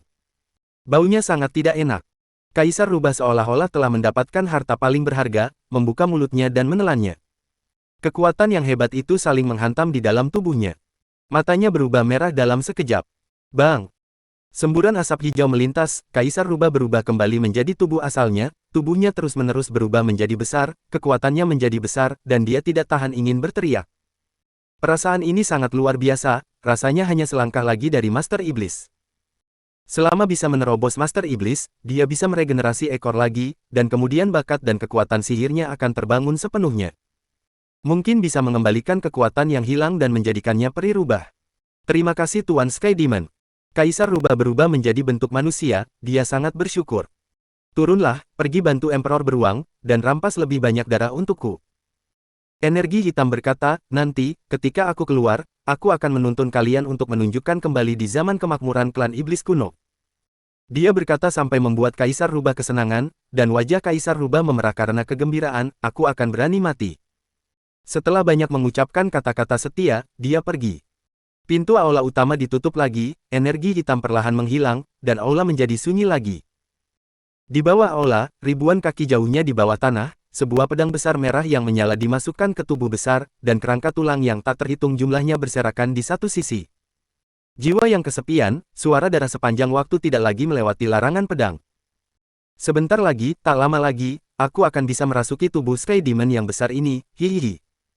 Pada saat yang sama, di City of Fearlesses, Yogi Chen menyingkirkan kitab Magic Weapon pemecah formasi dan mengeluarkan kitab Tausan Punishment. Beralih ke halaman pertama, ada 7 kata yang sangat mengejutkan, sakit, sakit, sakit, sakit, sakit, sakit, sakit. Sakit untuk memasuki jalan yang benar, sakit hati, sakit paru-paru, sakit liver, sakit limpa, sakit jeroan, sakit tulang, sakit jiwa. Rasa sakit yang luar biasa, rasa sakit di langit dan bumi, semua makhluk hidup kesakitan. Kata-kata di atas sepertinya memiliki kekuatan sihir, hanya dengan melihatnya, Yogi Chen merasa tidak nyaman di seluruh tubuh, seolah-olah setiap bagian tubuhnya terasa sakit. Apakah efek itu terlalu kuat? Yogi Chen ketakutan. Cara membina yang terdapat di dalam kitab Tausan Punishment sama persis dengan yang dikatakan Tuan Wang, harus terus memotong diri sendiri dengan pisau. Dan semakin banyak rasa sakit, semakin baik, dari rasa sakit yang luar biasa untuk memahami jalan rasa sakit, mempertajam semangat berpikir, sehingga bisa menjadi semakin kuat. Namun, kerugiannya juga sangat jelas, seperti yang dikatakan Tuan Wang, hanya sedikit orang yang dapat bertahan dengan cara membina yang menyakiti diri ini. Ambil hukuman mati sebagai contoh, diperlukan 3.600 pisau untuk memotong daging dan tulang seseorang. Namun, setelah lama membina, diperlukan ratusan ribu pisau dan jutaan potongan, bahkan jika terus menggunakan obat-obatan dan menumbuhkan daging dan darah, itu juga tidak tahu berapa banyak waktu yang akan dibuang. Keterampilan semacam ini adalah keterampilan yang tidak berani dilakukan oleh para orang-orang lemah, orang yang tidak mampu berlatih, para orang-orang kuat yang tidak suka, seperti latihan yang diremehkan. Sangat tidak ada artinya, Yogi Chen tiba-tiba seperti merasa rugi. Jika tidak bisa berlatih, dia telah membuang sia-sia 110.000 batu energi kelas atas. Dia dengan hati-hati membaca kitab Tausan Punishment sampai habis, dan kemudian menelan pil pengembalian jiwa yang telah dibuat, dan bakal pedang terus-menerus memotong energi pedang. Meski ini bukan pertama kalinya, Yogi Chen masih mati rasa karena kesakitan. Sakit, itu terlalu menyakitkan. Dan rasa sakit itu datang dari dalam. Jika hanya satu potongan, itu hanya mengeluarkan darah. Rasa sakitnya kurang dari setengah itu. Sambil memotong energi pedang untuk membuka titik akupuntur, Yogi Chen sambil membaca kitab Tausan Punishment, Godly Creature terus mengubah jurus di tangannya, rasa yang sulit dimengerti itu penuh di hatinya. 1 energi pedang, 2 energi pedang, 3 energi pedang. Rasa sakit dari 180 energi pedang sangat menyakitkan. Sulit untuk membayangkan, Yogi Chen telah menguasai 50.000 energi pedang sebelumnya. Dan telah berhasil membuka satu titik akupuntur, seluruh tubuh Yogi Chen basah kuyup oleh keringat. Kemudian, dia mulai membuka titik akupuntur kedua, dan tugas malam ini adalah membuka 100 titik akupuntur. Dengan kata lain, dia harus menahan rasa sakit dari 18.000 energi pedang. 200 energi pedang telah dipotong, energi pedang ke-300, energi pedang ke-360.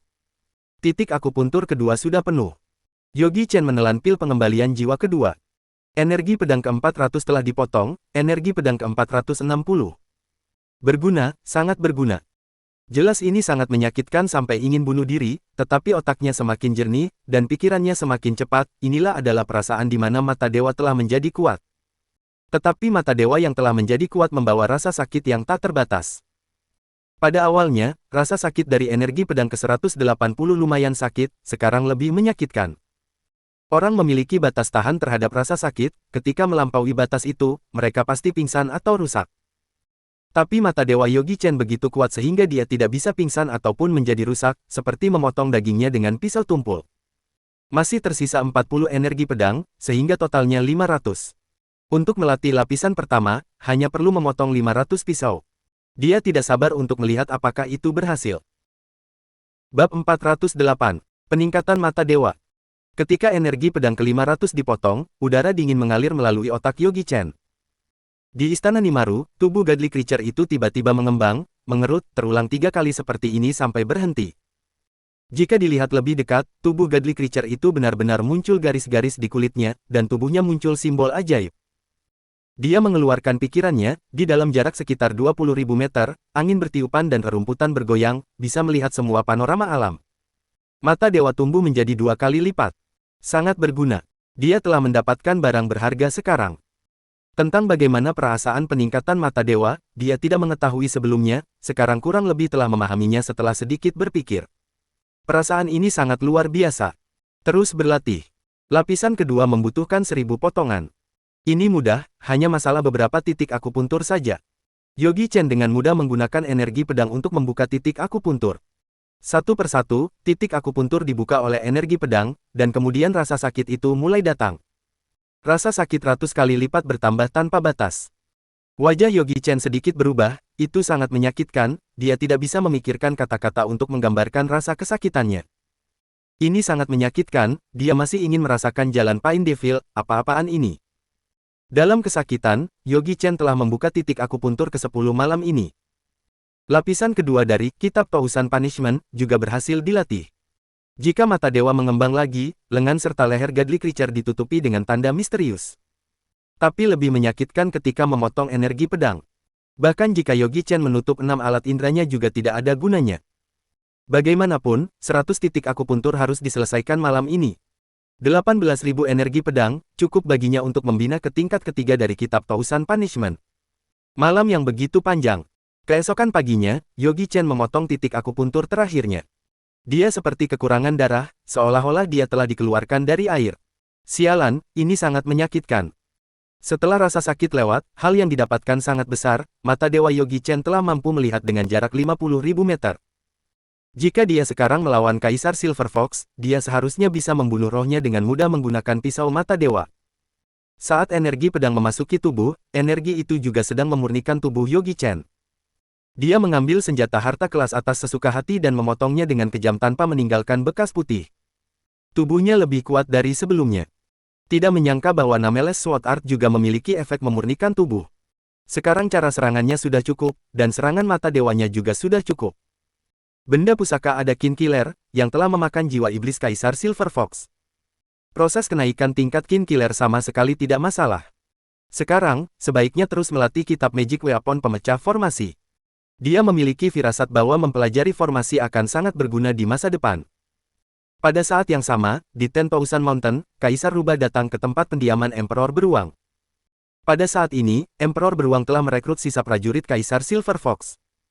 Awalnya dia adalah Kaisar Iblis yang kuat dari 10,000 Mountain. Saat ini, jumlah kelompok binatang di bawah komandonya telah melebihi 10 juta. Emperor Beruang. Dalam kehampaan, seekor rubah coklat jatuh dan berubah menjadi seorang pria parubaya kurus. Di tempat duduk di bawah, seorang pria tinggi kekar duduk di sana. Dia adalah Emperor Beruang. Kenapa kamu cepat sekali kembali? Haha, aku telah menyelesaikan tugas sebelumnya, jadi aku kembali. Kaisar Rubah tertawa dan berkata, aku telah melihat Tuan Sky Demon, dia meminta aku untuk membantu kamu mengumpulkan makanan darah. Emperor Beruang memandang Kaisar Rubah, dan rasa kejut melintas di matanya, Kaisar Iblis tahap sempurna, jarak kamu selangkah lagi dari Master Iblis. Benar sekali. Kaisar Rubah tertawa, Tuan Sky Demon menghadiahiku setetes darah leluhur. Darah leluhur. Ada secercah kecemburuan di mata Emperor Beruang.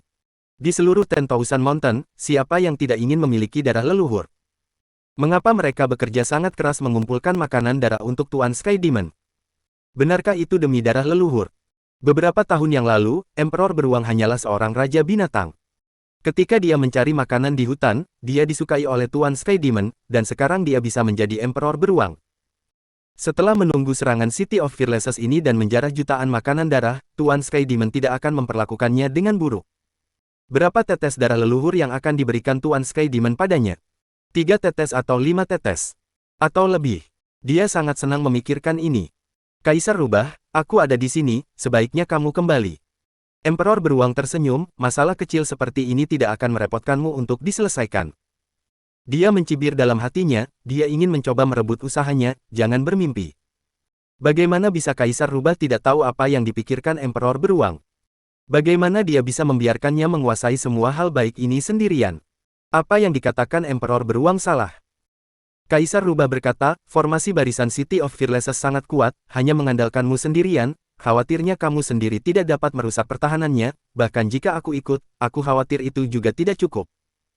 Tuan Sky Demon akan segera lahir, secara alami, lebih cepat lebih baik, jadi aku juga akan mencari 2 teman lama untuk datang. Apa? Emperor Beruang dengan cepat berdiri, kamu akan memanggil siapa? Kaisar Ular, dan Kaisar Tikus. Setelah berbicara, 2 suara datang dari langit, Kaisar Rubah, kami telah datang. Kemudian, seorang wanita berpakaian seperti hantu datang dengan seorang pria yang memiliki kepala seperti rusa dan mata seperti tikus. Kedua iblis ini adalah sepasang iblis yang terkenal. Jika ular dan tikus berkuasa, dua iblis ini adalah kaisar iblis tingkat tinggi. Kakak tikus, adik ular. Kaisar Rubah sangat gembira, berjalan mendekat dan memberi salam tangan ke arah kedua iblis itu.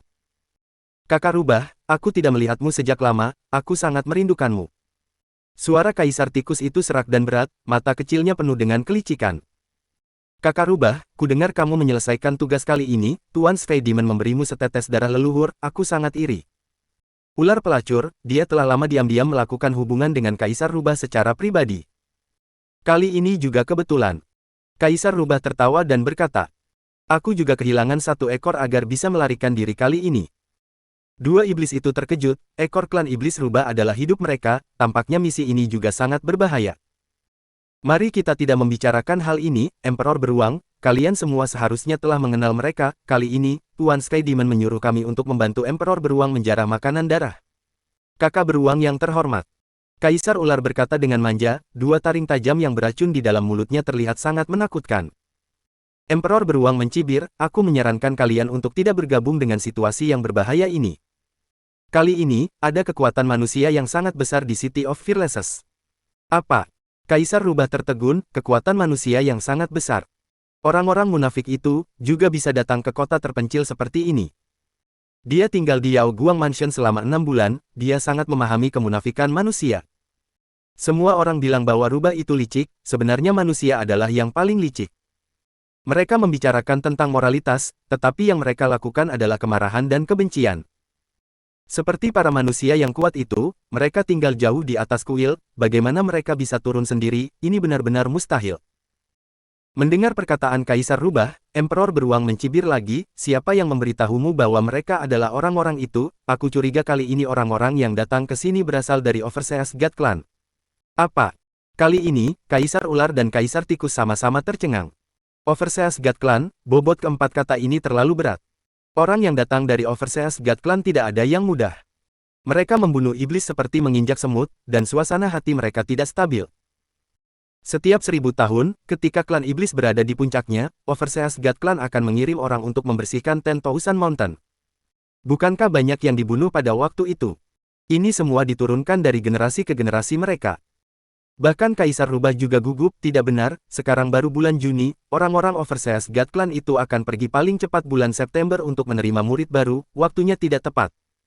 Ya, dan masih ada ratusan tahun lagi sebelum bencana milenium, mereka tidak akan mungkin melakukannya saat ini. Emperor Beruang, aku merasa bahwa kamu ingin mengambil tugas ini sendirian kan? Kata Kaisar Tikus sambil mencibir. Aku mengambil tugas itu sendirian. Emperor Beruang melihatnya dengan pandangan remeh, pada awalnya, ini adalah tugasku, bagaimana aku bisa mengambilnya sendiri? Aku cukup baik untuk mengingatkan kalian, jika kamu tidak menerimanya tidak apa-apa, jangan mengkritik aku, ternyata hati iblis benar-benar tidak bisa dipercaya. Aku beritahu kalian, 2 hari yang lalu, Kaisar Silver Fox dibunuh oleh kultivasi pedang manusia, menurut Raja Binatang yang masih hidup, Kaisar Silver Fox tidak bisa menahan pedang pria itu. Itu tidak mungkin, Kaisar Silver Fox adalah salah satu dari 5 Raja Binatang teratas, bagaimana mungkin dia tidak bisa menahan pedang itu? Kaisar Rubah melihat penampilan Emperor Beruang seperti benar adanya, dan wajah curiga di wajahnya menjadi lebih serius. Dia tidak terlalu banyak berhubungan dengan Kaisar Silver Fox, tetapi dia tahu dia sangat hebat. Terutama bakat dan kekuatan sihirnya, menyerang roh, Kaisar Iblis umum sama sekali bukan lawannya. Emperor Beruang terlalu malas untuk menjelaskan, kalian bertiga berjalan 300 mil ke timur, ada jejak yang tersisa dari pertempuran mereka, sekarang 3 hari telah berlalu, dan energi pedang yang ditinggal oleh kultivasi pedang belum menghilang, saat ini, tempat itu telah menjadi medan pedang. Ketiga iblis itu saling memandang, dan Kaisar Rubah merasa curiga. Dia berkata, kakak tikus, adik ular, aku tiba-tiba ingat bahwa masih ada beberapa hal yang harus dikerjakan di klan, aku pergi dulu, kita bertemu lagi nanti. Setelah berkata, dia langsung mengubah kembali tubuh aslinya, di bawah kakinya terdapat angin, dan dia terbang ke timur. Ada masalah apa di dalam klannya? Kaisar Tikus adalah yang paling tidak berani. Dia mengalihkan pandangannya, Emperor Beruang, aku ada hal yang harus dilakukan dengan saudari ular, kami pergi dulu. Setelah mengatakan itu, 2 iblis juga terbang menjauh. Melihat ketiga iblis yang terbang menjauh, Emperor beruang tertawa, 3 iblis pengecut berani merebut usahanya.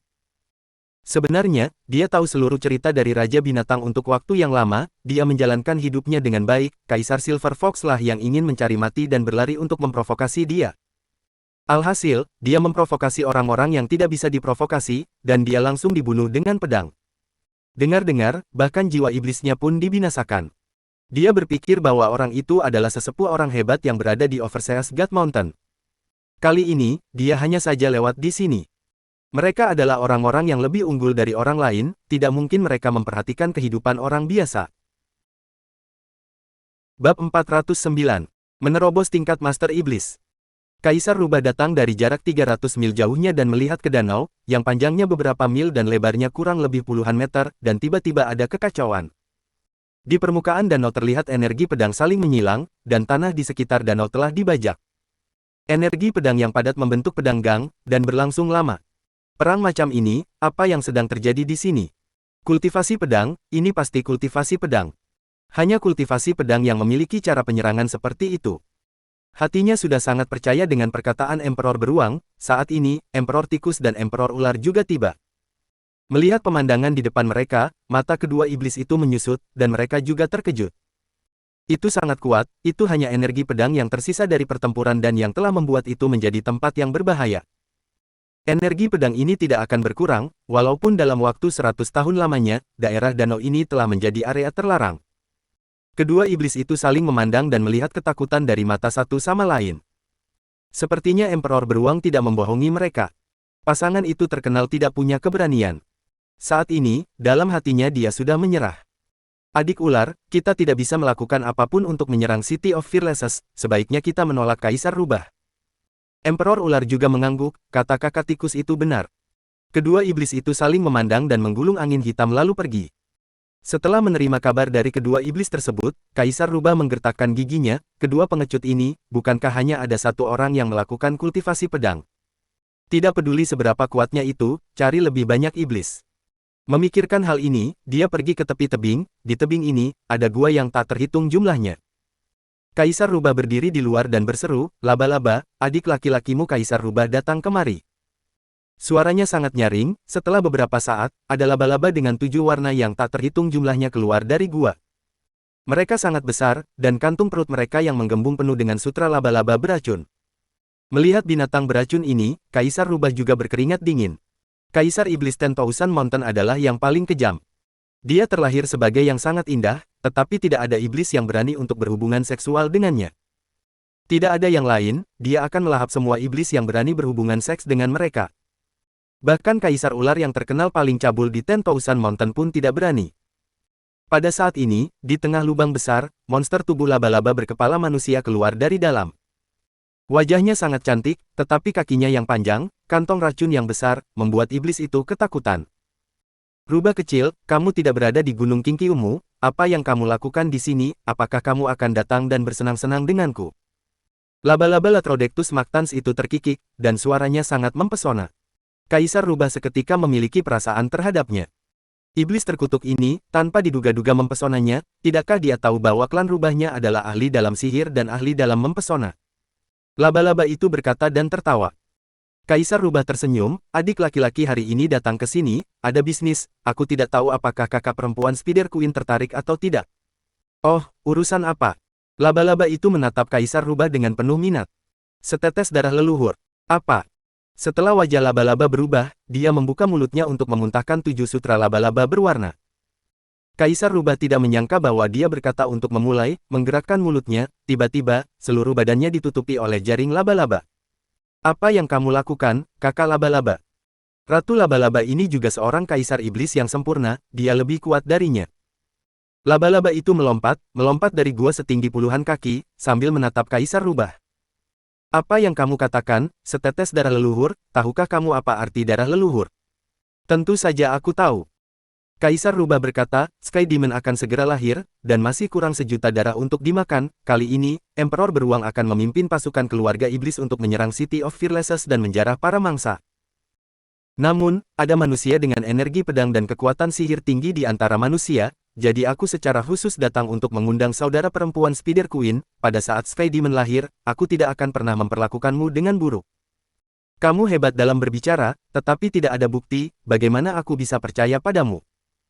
Aku, Kaisar Rubah, bersumpah kepada klan iblis bahwa jika aku menipu kakak Ratu Laba-Laba, aku tidak akan pernah bisa bereinkarnasi lagi. Benar, jantung laba-laba berdetak kencang. Dia telah terjebak dalam tingkatan Kaisar Iblis tahap sempurna selama beberapa puluh tahun, jika dia melangkah lebih jauh, dia akan menjadi Master Iblis. Master Iblis, memiliki 1500 tahun kehidupan, bagaimana mungkin dia tidak tergerak hatinya? Adik laki-lakimu ini tidak berani berbohong padamu, kata Kaisar Rubah. Kemampuan alaminya tidak begitu bagus, jika ingin menerobos tingkat Master Iblis, dia harus mengandalkan darah leluhur, dan darah leluhur hanya memiliki Sky Demon. Dia adalah monster yang tidak suka dikendalikan, dan dia tidak suka bekerja untuk iblis. Biarpun itu Sky Demon yang terkenal. Tidak semua iblis yang dilahirkan membawa hal yang baik. Jika Sky Demon lahir, hari-hari baik mereka akan segera berakhir. Tidak ada yang menginginkan Sky Demon memerintah mereka, dan membuat mereka tak bisa melawan sama sekali. Tapi sekarang, hati si laba-laba tergerak, dia telah menghabiskan waktu selama 500 tahun untuk latihan, kehidupan keluarga laba-laba pendek, bahkan jika di tingkatan Kaisar Iblis, hidupnya hanya 600 tahun. Dengan kata lain, jika dia tidak bisa menembus tingkatan Master Iblis dalam 100 tahun, dia akan mati. Ini benar-benar hal tidak bisa diterima olehnya. Apa yang kamu ingin aku lakukan? Kaisar Rubah tersenyum masam, bisakah kamu melepaskan sarang laba-laba yang ada di tubuhku? Laba-laba itu pun mengeluarkan asap hitam, jaring laba-laba di tubuh Kaisar Rubah langsung meleleh. Terima kasih, Saudari Spider Queen. Kaisar Rubah berkata, sangat gampang, pengepungan kota untuk memangsa, lebih banyak lebih baik. Segampang ini. Segampang ini. Kaisar Rubah mengangguk. Baiklah, aku setuju.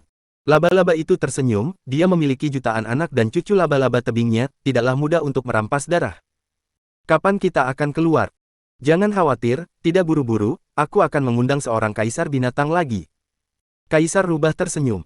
Di sisi lain, Gunung Linjia. Ini adalah wilayah Trenggiling, meskipun kekuatan serangan mereka tidak terlalu bagus, pertahanan mereka adalah salah satu yang paling kuat di antara para kaisar iblis. Kuncinya adalah kemampuannya untuk melarikan diri, yang merupakan yang terkuat di antara semua kaisar iblis. Apalagi dia juga punya kemampuan untuk memecahkan pertahanan. Tembok City of Fearlessness dengan pertahanan dari ahli jurus formasi, yang tidak dapat dihancurkan selain Master Iblis. Namun, susunan City of Fearlessness bukannya tidak memiliki kelemahan, itu hanya perlu menyerang titik lemah, selain kemampuan Kaisar Trenggiling untuk menerobos pertahanan, tentunya bisa memecahkan pertahanan dalam satu gerakan. Dulu, City of Fearlessness dihancurkan pertahanannya, karena ada Trenggiling yang memberikan kontribusi besar, meskipun mereka tidak bergantung pada darah untuk promosi. Namun pada generasi ini, Kaisar Trenggiling sudah sangat tua, jika dia ingin menerobos tingkatan, dia harus mengandalkan darah leluhur. Datang ke wilayah Trenggiling, Kaisar Rubah dibawa oleh sekelompok iblis ke sebuah gua. Di dalamnya, ada seekor Trenggiling dengan panjang tubuh puluhan kaki, diselimuti sisik emas. Kaisar Trenggiling, kami dari klan Qingqiu, meminta untuk bertemu denganmu. Kemudian Trenggiling raksasa membuka matanya dan berkata, oh, Rubah kecil, bagaimana kamu bisa datang ke sini? Kaisar Rubah, yang baru berusia 100 tahun, terlihat cemas, namun, di depan iblis berusia ratusan tahun ini, dia adalah seorang junior. Aku datang ke sini untuk mendiskusikan bisnis denganmu. Kaisar Rubah tersenyum. Bisnis apa? Kaisar Trenggiling mendengus, yang berasal dari klan Qingqiu terkenal karena kelicikan mereka, jika berbisnis dengan kalian, pasti akan dibunuh kalian. Kaisar Trenggiling, kamu tidak bisa berkata demikian. Kaisar Rubah tersenyum, aku bahkan belum mengatakan bisnis apa, bagaimana kamu tahu aku akan menipumu? Aku tidak ingin mendengarnya, pulanglah. Setelah mengatakan itu, Kaisar menutup matanya. Kaisar Rubah tidak marah, tapi menggelengkan kepalanya dengan penyesalan, sayang sekali kamu melewatkan kesempatan untuk menerobos ke tingkatan Master Iblis. Dia berbalik dan meninggalkan gua. Apa? Kesempatan untuk menerobos ke tingkatan Master Iblis. Kaisar Trenggiling tiba-tiba membuka matanya. Berhenti, Kaisar Rubah, apa yang kamu katakan? Tidak, klan Qingqiu kami licik, jika berbisnis dengan kami, pasti akan menyedihkan. Kaisar Rubah melambaikan tangannya, dalam hal ini, sebaiknya aku mencari iblis lain untuk bekerja sama. Berhenti. Kaisar Trenggiling berdiri dari tanah dan berkata, ini adalah wilayahku, apakah kamu bisa datang dan pergi sesukamu? Matanya penuh dengan ancaman, dan aura kuat terpancar darinya. Kaisar Trenggiling, sebaiknya kamu pikir-pikir saja lagi. Sambil berbicara, tubuh rubah itu juga mengeluarkan aura yang kuat. Meski momentum ini tidak sekuat Kaisar Trenggiling, namun ini sebanding. Ini karena dia baru saja menembus ke tahap Master Iblis tahap kesempurnaan dan belum dapat sepenuhnya mengendalikan kekuatannya sendiri. Apakah kamu sudah berhasil menerobos? Mata Kaisar Trenggiling penuh dengan ketidakpercayaan. Kaisar rubah dengan ekspresi bangga. Kaisar Trenggiling menyimpan kembali auranya dan berkata kepada Kaisar Rubah, "Kaisar Rubah, aku di sini untuk memberi kompensasi kepadamu atas sesuatu yang salah." Kaisar Rubah bersenandung, jika itu tidak terjadi lebih awal semuanya tidak akan ada lagi. Meskipun dia berpikir demikian dalam hatinya, dia berkata dengan tenang, "Apa yang Kaisar Trenggiling katakan, apakah aku datang ke sini terlalu tiba-tiba?" Dengan sopan santun, Kaisar Rubah langsung berkata, "Aku mengatakan kesempatan untuk menerobos ke tingkatan Master Iblis, aku tidak tahu apakah Kaisar Trenggiling tertarik atau tidak." Bab 410. Pencarian pengantin pria lagi. Pada saat yang sama, di dalam City of Fearlessness, Yuan Mansion, Agnes Yuan sudah mengembalikan tubuhnya menjadi wanita lagi, dan telah mengembalikan wajah asli dirinya atas permintaan Denny Yuan. Para pelayan Yuan Mansion, selain Jena Yu dan pengurus rumah Mei, semua pelayan dikejutkan oleh kecantikan Agnes Yuan. Mereka tidak percaya bahwa wanita cantik di depan mereka adalah Agnes Yuan. Ini tidak bercanda, kan? Agnes Yuan, yang mempunyai paras yang jelek, di City of Fearlessness, siapa yang tidak tahu? Jerson Yan yang mempunyai janggut panjang itu, juga merasa malu.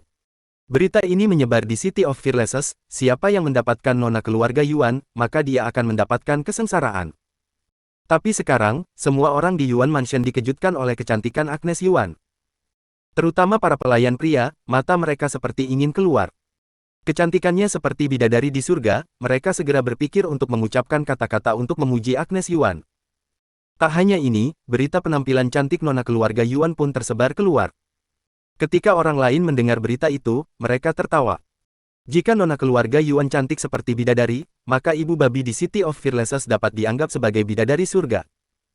Tepat ketika semua orang tertawa, sepasang tentara dari rumah penguasa tertinggi datang ke Yuan Mansion, dan kemudian dua orang wanita keluar dari dalam. Yang pertama, mengenakan rok kasa putih, dengan jepit rambut berwarna hijau di kepalanya, wajahnya ditutupi dengan masker, tapi meski begitu, semua orang juga tahu kalau dia adalah wanita yang sangat cantik. Orang di belakangnya adalah seorang gadis pelayan, mengenakan pakaian pelayan berwarna hijau, dan mengikuti wanita itu dari belakang, wajahnya sangat cantik. Beberapa orang berspekulasi bahwa kedua orang ini adalah selir baru dari penguasa tertinggi kota, sementara ada yang mengatakan bahwa wanita ini adalah saudara kandung dari penguasa tertinggi kota, pendapat orang berbeda-beda. Tetapi saat ini, jenderal yang memimpin berteriak, saat Nona Agnes Yuan bepergian, orang-orang di luar harus menghindar. Ketika perkataan itu dilontarkan, semua orang terkejut. Apa? Nona Agnes Yuan? Mereka tidak salah dengarkan. Bukankah Nona dari keluarga Yuan, mempunyai tubuh yang besar, dia terlihat kasar dan terlihat seperti pria kekar. Tapi di depan ini, sosoknya anggun, penampilannya juga sangat indah, terutama sepasang mata itu, sangat mempesona, kecantikannya benar-benar tidak ada duanya. Atau apakah ada Nona kedua di keluarga Yuan? Hati semua orang penuh dengan keraguan, tetapi dengan segera, semua keraguan itu hilang. Wanita yang wajahnya ditutupi kain adalah nona besar dari keluarga Yuan, dikatakan bahwa wanita ini jelek dan bertampang kasar. Namun, nona keluarga Yuan terlalu cantik, takut dipegang-pegang oleh orang lain, jadi dia dengan sengaja menjelekkan dirinya. Mendengar alasan ini, semua orang lega. Ini masih masuk akal. Karena terlalu cantik, maka dirinya sengaja menjelekkan diri. Sebenarnya seberapa cantik wajah di balik kain ini? Di hati orang-orang sudah mulai penasaran. Lalu mengapa tidak mengatakannya dari sebelumnya, dan baru sekarang mengatakannya? Sebelumnya, keluarga Yuan mempunyai potensi yang kecil, Gabriel Ning, putra dari Gilbert Ning, juga memiliki penampilan yang tampan, jika dia tahu bahwa nona keluarga Yuan sangat cantik, dia sudah duluan merebut nona keluarga Yuan. Tapi sekarang berbeda, keluarga Yuan sudah menjadi penguasa tertinggi kota City of Fearlessness, di belakang Denny Yuan, masih ada orang-orang berpangkat tinggi yang berdiri di belakangnya, belum lama ini, perang telah membuat seluruh jalan Chang'an Street menjadi lautan darah, bagaimana mungkin mereka tidak tahu? Wanita yang sangat cantik, sayangnya, menikah dengan seorang biksu. Bidadari yang benar-benar buta. Pada saat semua orang merasa kasihan, rumah penguasa tertinggi kota kembali mengeluarkan pemberitahuan bahwa Agnes Yuan sudah bercerai dengan Yogi Chen setengah bulan yang lalu. Wah! Dengan segera setelah pengumuman itu dikeluarkan, seluruh kota menjadi gempar. Nona keluarga Yuan sudah bercerai dengan biksu itu. Ini benar-benar berita bagus. Sekarang keluarga Yuan seperti matahari di siang hari, jika bisa menikahi nona besar dari keluarga Yuan dan membawa pulang ke rumah, maka itu akan terjadi. Denny Yuan memiliki seorang putri bernama Agnes Yuan. Setelah dia 100 tahun, cepat atau lambat posisi penguasa tertinggi City of Fearlessness akan jatuh ke tangan menantunya. Setelah berita menyebar, pikiran keluarga besar aristokrat di City of Fearlessness menjadi aktif. Satu persatu, anak-anak berbakat dari keluarganya dipanggil untuk berkumpul dan berdiskusi. Apa yang harus didiskusikan? Tentu saja, mereka membahas cara menyerang Agnes Yuan. Saat semua orang membuat rencana, pemberitahuan mencari pengantin pria diposting dari penguasa tertinggi kota. Melihat pemberitahuan ini, membuat semua orang di City of Fearlessness tertawa. Sangat mengantuk sehingga ada seseorang memberi dirinya bantal untuk tidur. Nona keluarga Yuan ingin mencari pengantin pria lagi, tetapi kali ini cara pencariannya sedikit berbeda. Ini bukan lagi kompetisi seni bela diri seperti sebelumnya, tetapi kompetisi untuk melihat siapa yang membunuh lebih banyak monster. Pria yang banyak membunuh monster bisa menjadi suaminya. Ada juga aturan rinci untuk mencegah mereka melakukan kecurangan. Agnes Yuan, apakah kamu sudah memikirkannya? Denny Yuan bertanya. Ayah, aku sudah memikirkannya, kita harus membuat rencana yang bagus. Agnes Yuan berlutut, wajahnya tertutup kain, dan perubahan ekspresinya tidak terlihat. Aku benar-benar ayah yang tidak berguna. Ayah, jangan salahkan dirimu. Agnes Yuan berkata, semua ini adalah ideku sendiri, suamiku harus seorang pahlawan yang hebat, siapa yang bisa membunuh lebih banyak monster maka dia layak menjadi suamiku. Ketika dia mengatakan ini, dia tiba-tiba memikirkan seorang pria yang tampak akrab dalam pikirannya, dia memiliki firasat bahwa kali ini saat bencana binatang buas, dia pasti akan muncul. Tentu saja, jika dia tidak muncul bersamamu, maka dia telah menyadari bahwa, setidaknya, dia dapat membantu ayahnya untuk berbagi tekanan, membuat City of Fearlessness dapat bertahan dalam bencana binatang buas kali ini. Bencana binatang buas kali ini, kemungkinan besar merupakan bencana binatang buas terbesar dalam 100 tahun, meskipun dia terlahir cantik, hewan-hewan buas itu tidak akan lemah lembut kepadanya karena kecantikannya. Yang paling penting adalah orang-orang di belakang Denny Yuan sepertinya sudah pergi. Beberapa hari ini, Denny Yuan mencoba segala cara untuk menghubungi para ahli, tetapi tidak ada tanggapan. Jika tidak ada para ahli, dalam sekejap rumah penguasa tertinggi akan berada di luar kendalinya. Kali ini, dia berdiri di depan panggung dari belakang panggung dan menunjukkan wajah aslinya kepada publik, yang juga sudah dipertimbangkan dengan hati-hati. Hanya dengan cara ini dapat mengubah tujuan orang, dan juga membuat keluarga aristokrat di City of Fearlessness itu bergerak. Sangat jelas tidak cukup hanya mengandalkan Denny Yuan atau rumah penguasa tertinggi kota saja. Inilah mengapa Denny Yuan menyalahkan dirinya sendiri. Agnes Yuan, sebagai seorang ayah, aku merasa kasihan padamu. Denny Yuan memandang putrinya, raut wajahnya sangat menyedihkan. Karena Agnes Yuan terlahir cantik dan takut akan menimbulkan masalah, dia menahan Agnes Yuan di halaman belakang. Meskipun Agnes Yuan sangat dihormati dan memiliki semua yang dia inginkan, dia tidak bebas. Meski begini, Agnes Yuan tidak membencinya, sebaliknya, dia ingin membantu dirinya, dan dia masih kesal karena dia adalah seorang wanita. Sebenarnya, di hatinya Yuan, Agnes Yuan 10 kali lebih baik dari seorang putra. Ayah, semua jalan ini pilihanku sendiri, kamu melahirkanku, mendukungku, mengajariku, melindungiku, dari mana kamu berhutang? Nada suara Agnes Yuan sangat tenang, dan dia tidak bisa mendengar getaran sama sekali, tapi semakin seperti ini, Denny Yuan semakin merasa bersalah. Pada saat ini, dua tentara yang terluka bergegas masuk ke dalam, lapor, ada masalah besar. Suara itu sangat cemas, dan rasa bersalah di wajah Denny Yuan segera lenyap, dan dia menjadi serius. Agnes Yuan, kamu mundur dulu. Baiklah, ayah. Agnes Yuan memberi penghormatan dan langsung pergi. Begitu dia pergi, para prajurit masuk ke aula, dan badannya berlumuran darah. Ada masalah besar, Tuan, bencana binatang buas datang, ribuan hewan buas berkumpul di dataran 10 mil jauhnya dari tembok kota. Mendengar ini, wajah Denny Yuan berubah drastis, dia segera berdiri dari kursinya dan berteriak, apa maksudmu, bencana binatang buas sudah datang? Bagaimana dengan pasukan yang ada di luar sana? Sudah kembali ke kota Tuan, semuanya dihajar oleh binatang buas itu, kita berdua berusaha melarikan diri, untuk menyelamatkan nyawa kami. Tentara itu berlutut, wajahnya penuh ketakutan, mereka muncul secara tiba-tiba, dan jumlah mereka sangat banyak, tidak terhitung jumlahnya. Ini jauh lebih banyak dari bencana sebelumnya, ini benar-benar bencana binatang buas terbesar. Selesai berbicara, tentara itu tiba-tiba melebarkan matanya, membuka mulutnya dan mengeluarkan darah, dan langsung jatuh lalu mati. Dia sangat ketakutan sehingga dia membuat dirinya sendiri ketakutan sampai mati. Denny Yuan sangat cemas dan segera berteriak, cepat pergi dan undang penasehat Guan untuk datang kemari. Setelah beberapa saat, penasehat Guan datang dan berkata, hormat pada Tuan. Penasehat Guan. Denny Yuan dengan cemas membantu penasehat Guan berdiri dan berkata langsung, tentara dari Kam di luar sana sudah datang untuk melaporkan bahwa ada banyak hewan buas berkumpul puluhan mil di luar tembok kota, bencana binatang buas datang, tolong ajari aku caranya untuk mengatasi bencana ini. Selama beberapa hari ini, Denny Yuan sudah ditaklukkan oleh pengetahuan penasehat Guan. Untuk masalah besar semacam ini, penasehat Guan sudah memikirkan rencananya, dan dia memiliki banyak pengetahuan dalam pikirannya.